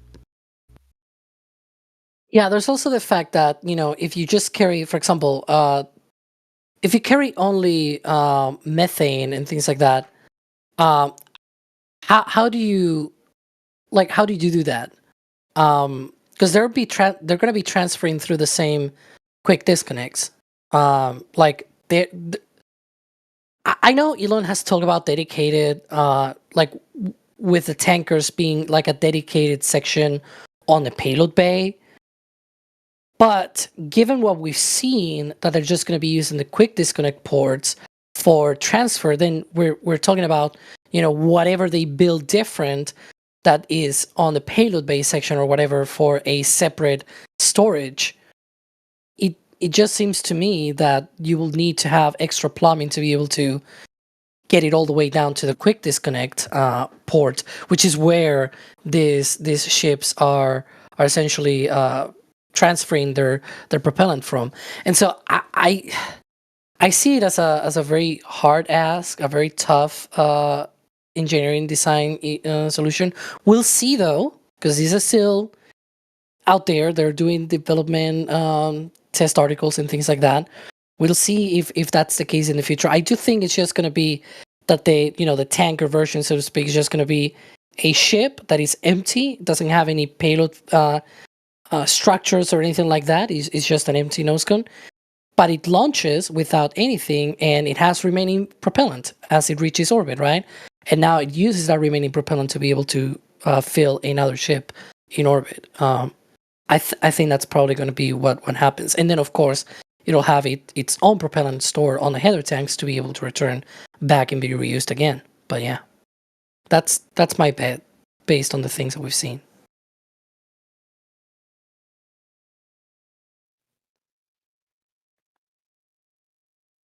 Yeah, that makes a ton of sense. And I saw Samuel Flint with the recommendation for when they do have a refueled one, they could send Starship out to retrieve the Roadster, maybe. I was wondering if they could go out and grab Hubble and bring it back and put it in the Smithsonian. I mean, that would be cool, but I would much rather just see Hubble continue to operate until the very end of the point where it is useful, and hopefully we can extend its usefulness much longer into the future. If we don't bring it back, whenever it does come time to deorbit it, it should be controlled and done in such a way that it's visible across the United States, and also preferably on July 4th. Oh, that'd be sad. I do agree with you. We would absolutely do like a viewing celebration for the end of Hubble when that's the case. But it would be a somewhat somber party, I feel like, if we don't have more proper replacements in space telescopes up. Like, there are so many opportunities for more science to be done, and spaceflight is like happening more than ever, it feels like. So hopefully we can get more science missions going so that there's no loss of scientific capability here. Yeah, I say this all the time, but we have one Hubble Space Telescope that's got a 2.3 meter mirror. The reason it has a 2.3 meter mirror is because it was originally supposed to be bigger, but we already had manufacturing capability and expertise manufacturing a 2.3 meter mirror for spy satellites. So for every one Hubble that we have pointed out into the universe to learn about our place in this magnificent existence, we have innumerable other optical, and that's not even counting signals intelligence or otherwise satellites, pointing back at Earth. Can we get like one more Hubble? One more. That's all I'm asking. One more. There is. It's the Nancy Grace Roman Space Telescope. Yeah, but are we getting that, Alex? Like, is it canceled? I don't know. Well, you gotta ask the White House. That's not my thing. And Congress, I guess. But anyways, I digress. Now, Jack, since we have you here, we have a question from 98 Central for when you're able to answer it. If anyone has noticed visible buckling or compression of the road during hardware rollouts like this. I wouldn't say during, but you can definitely see, even on the nicer part of Highway 4 between Massey and the production site, where they've done a whole bunch of work to make it nice over the last couple of years, there are still spots where clearly the high rate of heavy traffic has taken its toll, and there's like squishy spots. There was a daily video we did, or a Starbase summary video we did in recent weeks or months, was specifically where DOS had called out, "Hey, I want we should show that." And then so in the next video, I posted some shots of that. I'll do it again here soon, but I haven't seen like the road deform under an SPMT or anything. I'm not saying it doesn't happen. I just haven't visually noticed that. Yeah, you have to imagine for this road that was not getting all that much traffic, they had the village and a bunch of fishers. but now it's getting all this heavy machinery, construction equipment, ships, boosters, and of course, all of the trucks coming in there loading commodities for the launch site. That's a lot more traffic than perhaps it was initially designed for. So I'm sure even if one individual rollout like this doesn't show up in any way, they do take their toll. Yeah, absolutely. And it's not even just, I think, the rollouts. I think even more so it's the things like water deliveries, commodity deliveries like LOX and liquid nitrogen and liquid methane. Like the number of tanker trucks is in the hundreds for a single Starship launch. That's not counting any commodities needed for testing. That's not counting commodities like, I don't know, helium. Then that's not counting Massey outpost, of course, either. So much traffic goes down Highway 4, which is why we're all so excited to see the work beginning on shoring it up. And I think they're going to turn it into a concrete road, not even asphalt. It can certainly use it because, as anyone who has visited Starbase knows, you are stuck unless you want to feel like you're driving off-road, driving in the shoulder to avoid the potholes because that road is full of them. And even, I'll say, like near the checkpoint area where they have redone that concrete. It's bad again. It gets bad so quickly, and I mean it looks like a liquid almost because there's so much traffic that ends up just sitting there on the way out of Starbase, and it forms these massive craters and rifts. There's some new construction happening sort of right near the Port Connector Road as you head towards the checkpoint, leaving Starbase. And that new construction has seen a lot of rock trucks entering and leaving that little site right there, right next to the Port Connector Road. And Highway 4 is absolutely obliterated right there. I don't know what it is, whether it's the rock trucks stopping and starting or spilling a little bit of rocks and then driving up. Like, I don't know, but yeah, there are some places where Highway 4 is absolutely catastrophic. Thankfully, again, they're going to be doing this rehab project and turning it from an asphalt road into concrete road, which concrete is more expensive up front, but lasts much longer and is much more resilient to heavy loads. Asphalt is cheaper up front, but then you get potholes and have to patch it over time. So it's more expensive over time. It's like classic penny wise, pound foolish. So the fact that Highway 4 eventually will be concrete and not asphalt is an absolute godsend. And I'll second that. I'm only one windshield and one blown tire down on Route 4, so I consider myself lucky. I feel like I need to knock on wood as I say this, but while I have lost a tire on the way to Starbase, it wasn't on Highway 4 or even in the Brownsville area. It was just on the drive out. I've not yet lost a windshield or a tire. You did get stuck on Highway 4 after our excellent adventure. That was in a rental. Does that count? And does it still count as Highway 4 if it was the beach? Yes and yes. You were doing a U-turn at the end of Highway 4. Hey, look, another piece of the high bay. Speaking of the ever-changing skyline that we talked about earlier, yeah, pieces continue to come down. All right, I am going to relocate. I'll give you a shot of it heading into Masseys, but it's going to take me like 10 minutes to adjust. So I'll be back. All right, thanks for hanging out, Jack, and we'll see your shots when you return. I feel like everybody here and on this stream know very much about waiting for things that take time. Flight 9. Yeah, I've been sort of repeatedly changing and adjusting plans and trying to make it out there for this one. So I do plan to be there, but my arrival date has certainly shifted and shifted. Yeah.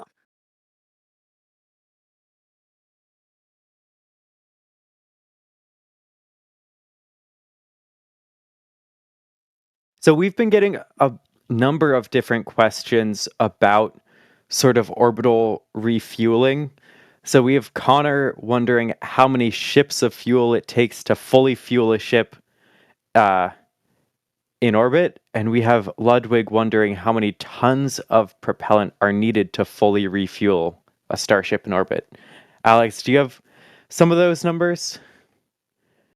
Well, for the tons needed to refuel, they are the same as the ground. Like, you have X amount of propellant capacity and the ship gets fully loaded while on the ground. Well, that's the same amount of propellant that are needed to fully refuel the Starship in orbit, right? Like fully load those tanks. In the case of the current version, that is roughly 1,500 tons of propellant. Roughly about 800 tons of that is liquid oxygen, and then the rest is liquid methane. 800, 900 tons, actually a bit closer to 1,000, but not entirely, I think. We'll have to actually do the math because it's a bit complex. But anyways, yeah, in future versions, we know that they're going to be stretching the ship. We don't think the next one, Block 3, will be stretching the tanks, though.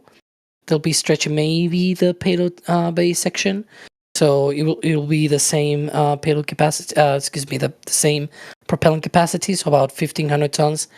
As to how many ships, though, that's a question that probably SpaceX cannot even answer right now, because they need those tests of orbital refueling in order to be able to properly tell.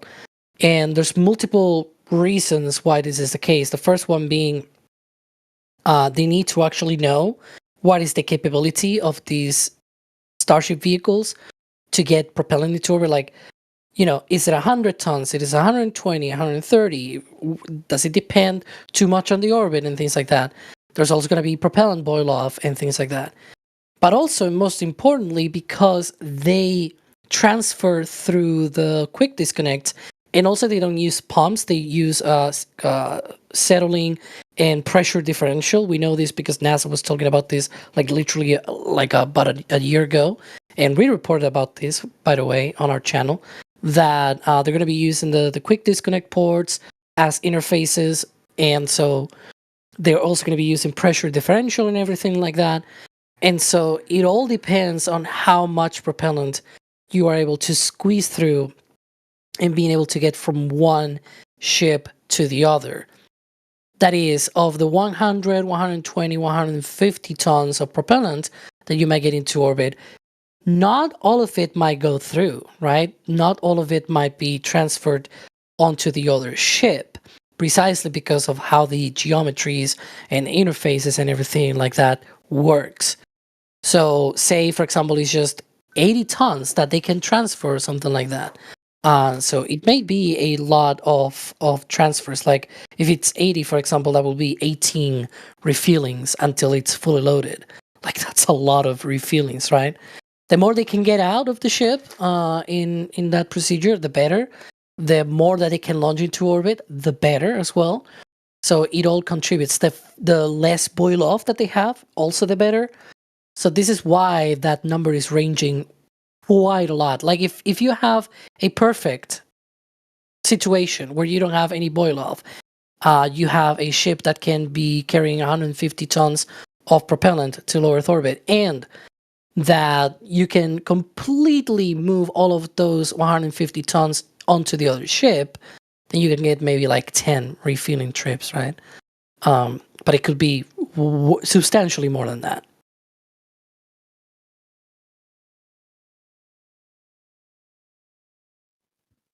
Yeah, there's a lot that we will have to wait and see. The efficiencies that orbital refueling is essential for Starship, but they need Starship to be fully orbital in order to even test that refueling fully beyond the sort of internal demonstrations they have looked at. We have a bit more support to thank here. So less than ideal with a $2 super chat, wondering if the first high cadence block will be number 5, sort of like Falcon. I think that's also wait and see. I feel like they want to ramp things up a lot with the third version.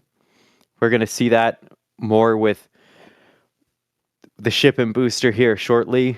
but I mean, we'll have to wait and see to know for sure when they truly reach that reflight stage, right?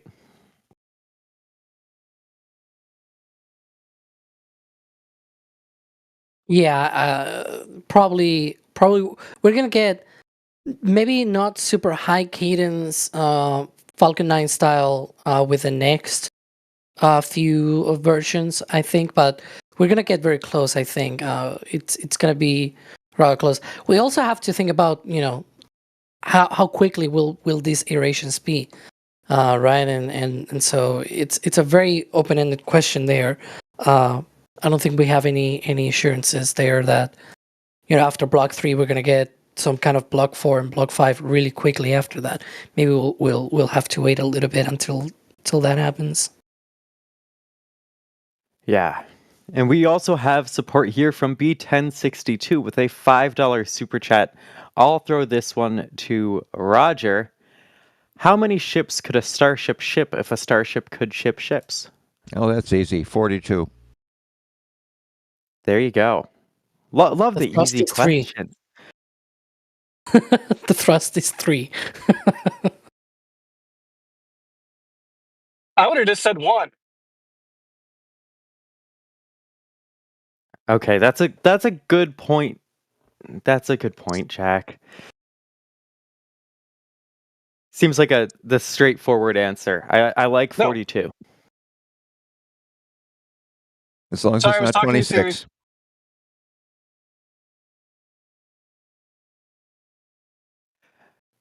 Now we've seen a lot of work continue, to say the line. We've seen work continue on the OLM. So Hazelnut is wondering what's next for Tower 2/OLM after the bag test is done. Do we have a good idea of what we can expect to see in the coming weeks and or months with the pad before flights? You want to take that, Roger? Sure. I think one thing we're going to be anxiously looking forward to is the booster quick disconnects as they come on. We anticipate, from what we've seen out at Masseys, that there will be 2 of them, so we'll have to see how that takes place. There's still a lot more plumbing going on to the gantry area of the OLM. The OLM itself needs to be plumbed into the deluge system. We'll also be keeping an eye on the ship quick disconnect. That's been pretty... not a lot going on with it, but we'll also keep an eye on that. Am I missing anything, Alex? Yeah, I was also thinking there's still some of the plumbing for the deluge system to be installed as well. In general, there's a lot of things that need to be installed, right? The ship quick disconnect, like, heck, we have not seen anything. I mean, there's the arm out there at Sanchez, but it's only one part of the arm. The tip end of that arm, so to speak, that has not been seen, at least as far as I know. And that's the important bit. That's the one that connects the ship. Like, the shoulder and forearm and everything like that of that arm could probably be the same. For all we care, it is the same kind of design as the previous tower. The important bit, it is that end point, that end hardware at the end of that arm that connects the ship, and that one is probably changing for the next design.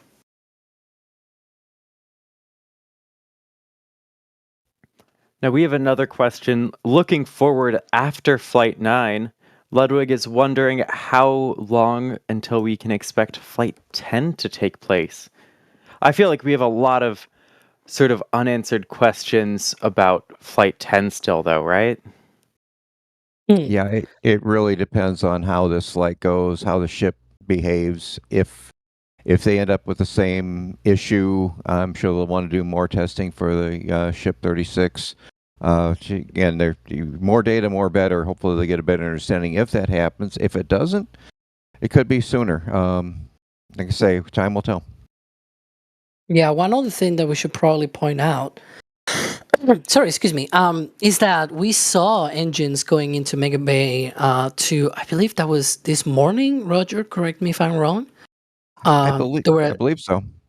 there were at least 2 engines going into Mega Bay 2, which could be for Ship 36, which would imply that maybe SpaceX wants to test, do engine testing of that ship rather quickly after Flight 9 happens, in which case they probably are expecting Ship 35 to survive and everything with the changes and modifications that they've done for Flight 9.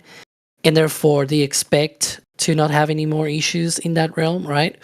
And then just go with Flight 10 really quickly after Flight 9. Whether it's actually going to happen really quickly or not, we'll have to wait and see, right? There's also the question of what booster are they going to be using? Are they going to be reusing booster 15? Are they going to be using 16, right? Or are they going to go straight to 17, right? So there's a whole kind of list of potential questions to be had about Flight 10, and definitely the first and foremost thing there is, of course, we need a successful Flight 9. We need to see that ship reaching SECO, not having any more of the issues that they had on Flight 7 and 8, and then it'll be a lot more clear whether they're going to go quickly or not.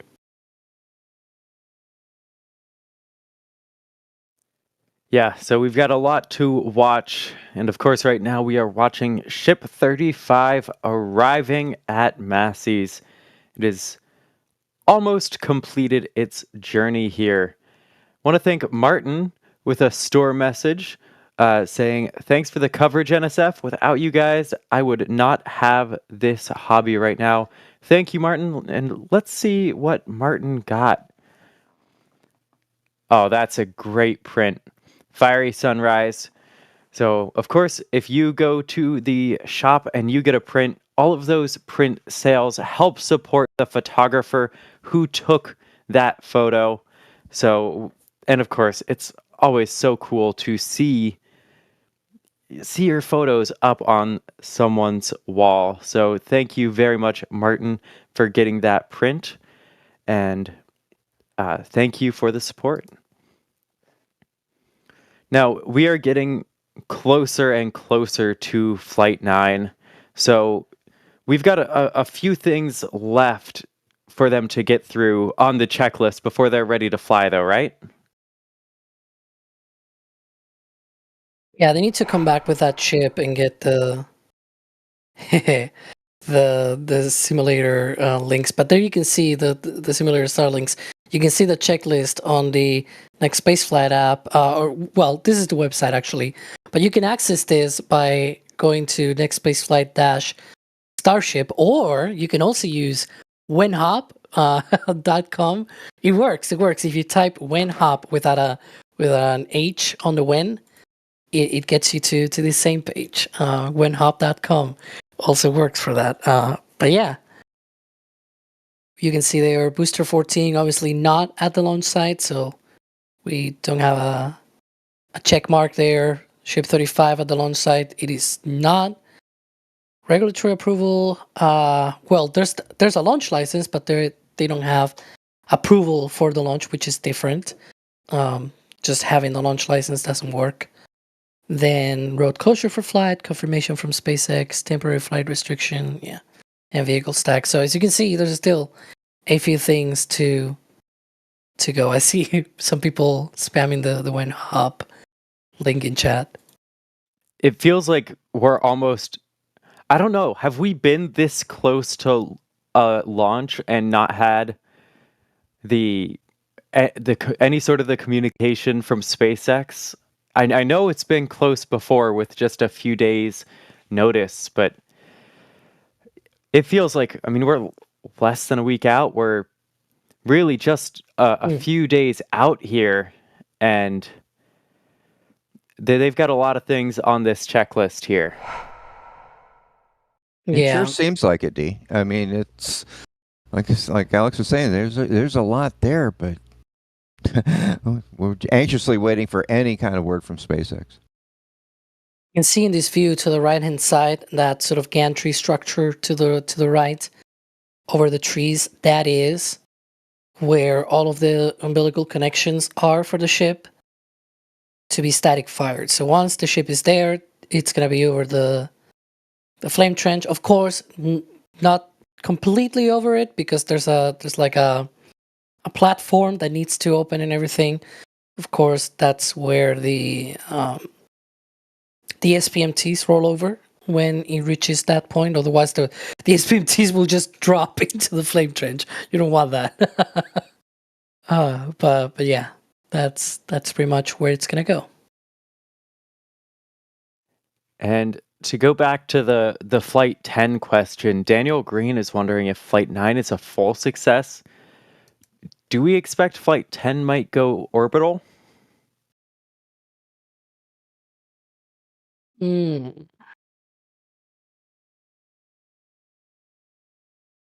see. That's my answer. I feel like they will probably have to go through all the data and make sure that they absolutely don't need another test flight that is suborbital, right? That they go in and splash down in the Indian Ocean. We'll see. Yeah, ditto to what Alex is saying. I'm anxiously waiting for a full orbital flight, but again, it's SpaceX. But I could say it really depends on what data they get back from Flight 9. Yeah, there is a lot to continue to learn as we see Ship 35 is, I mean, it's basically there. It's got a couple more feet to go, it looks like.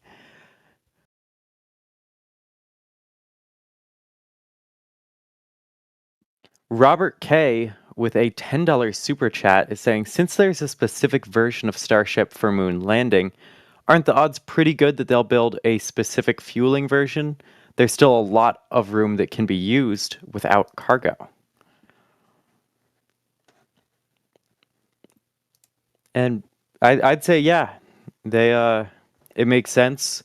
I wish it were Ship 26 style to tie that reference in there.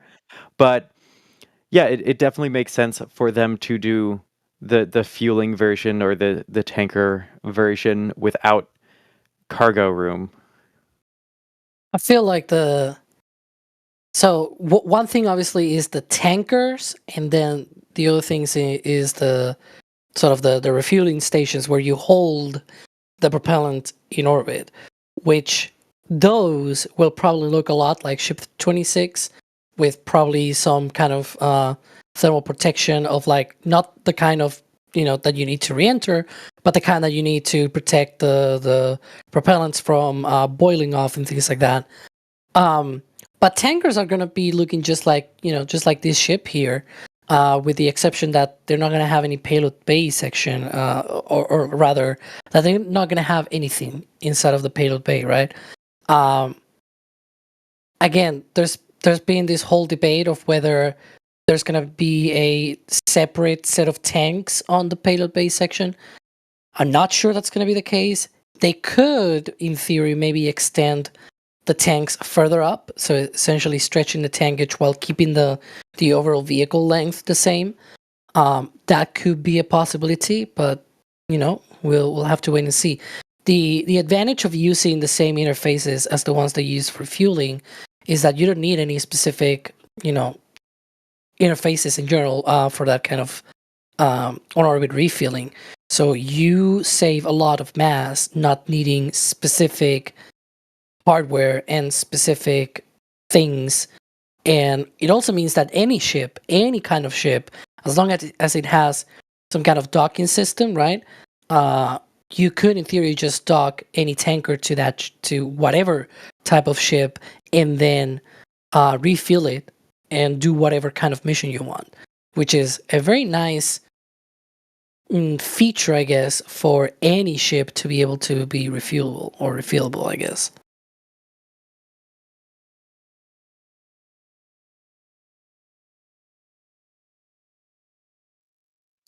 Now, a question from Ninja Guy Dan, who we see in chat all the time.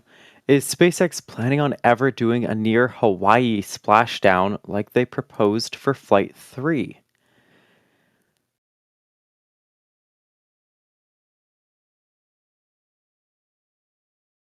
So far, we haven't seen anything. Everything looks to be in the Indian Ocean coming down of late. Yeah, so I kind of doubt it, but I don't know if anybody else has some thoughts.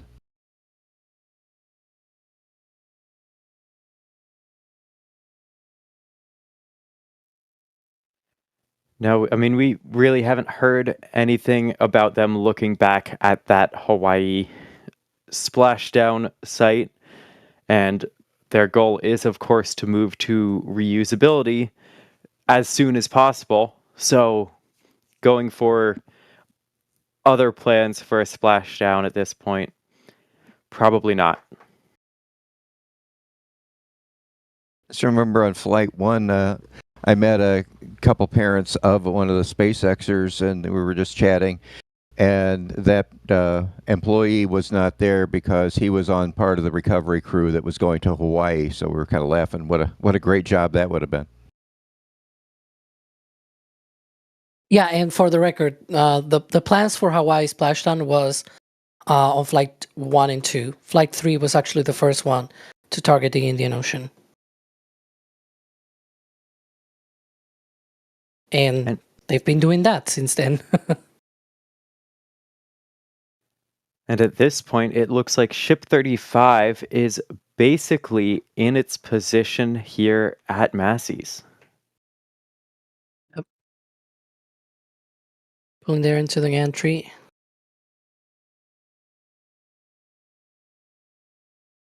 You can see a tiny bit of a gap there as it approaches. You also have the test article 18.1 in the testing rig over there. So it'll be interesting to see what they get out of that and what its future is.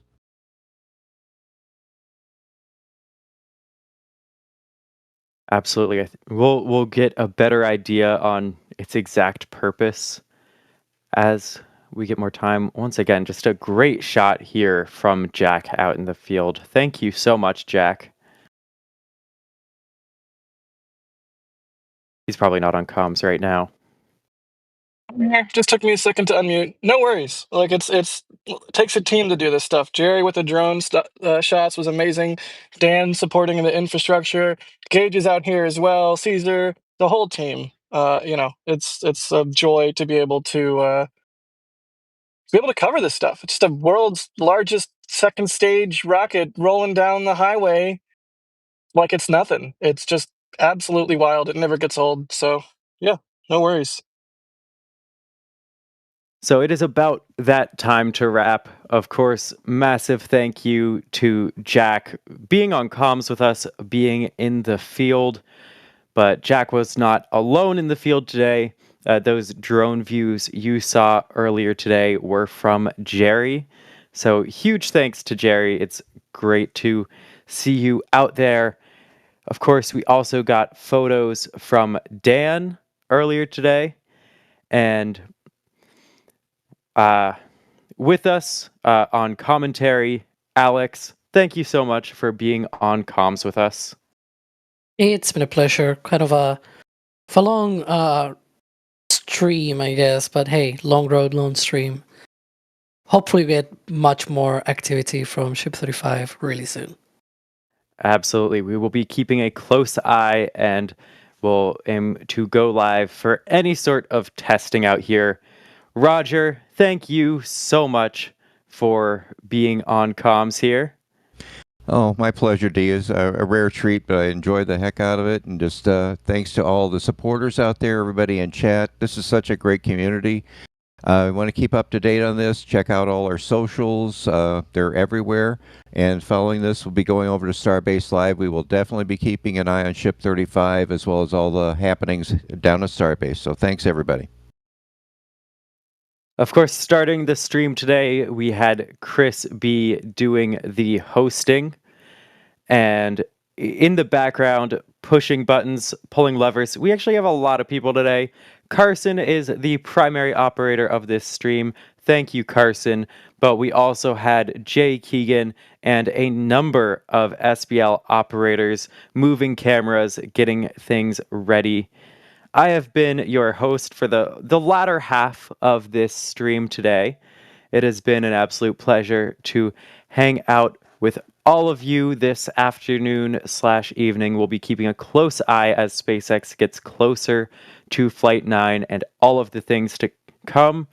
As Roger said, be sure to keep up with the NSF socials to make sure you never miss when we go live, never miss those live streams and the like. And I will see you all next time. And here we go.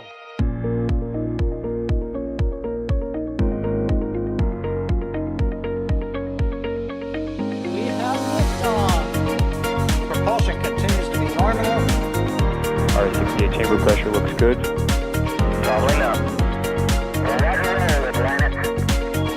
Water towers, fly! Yes!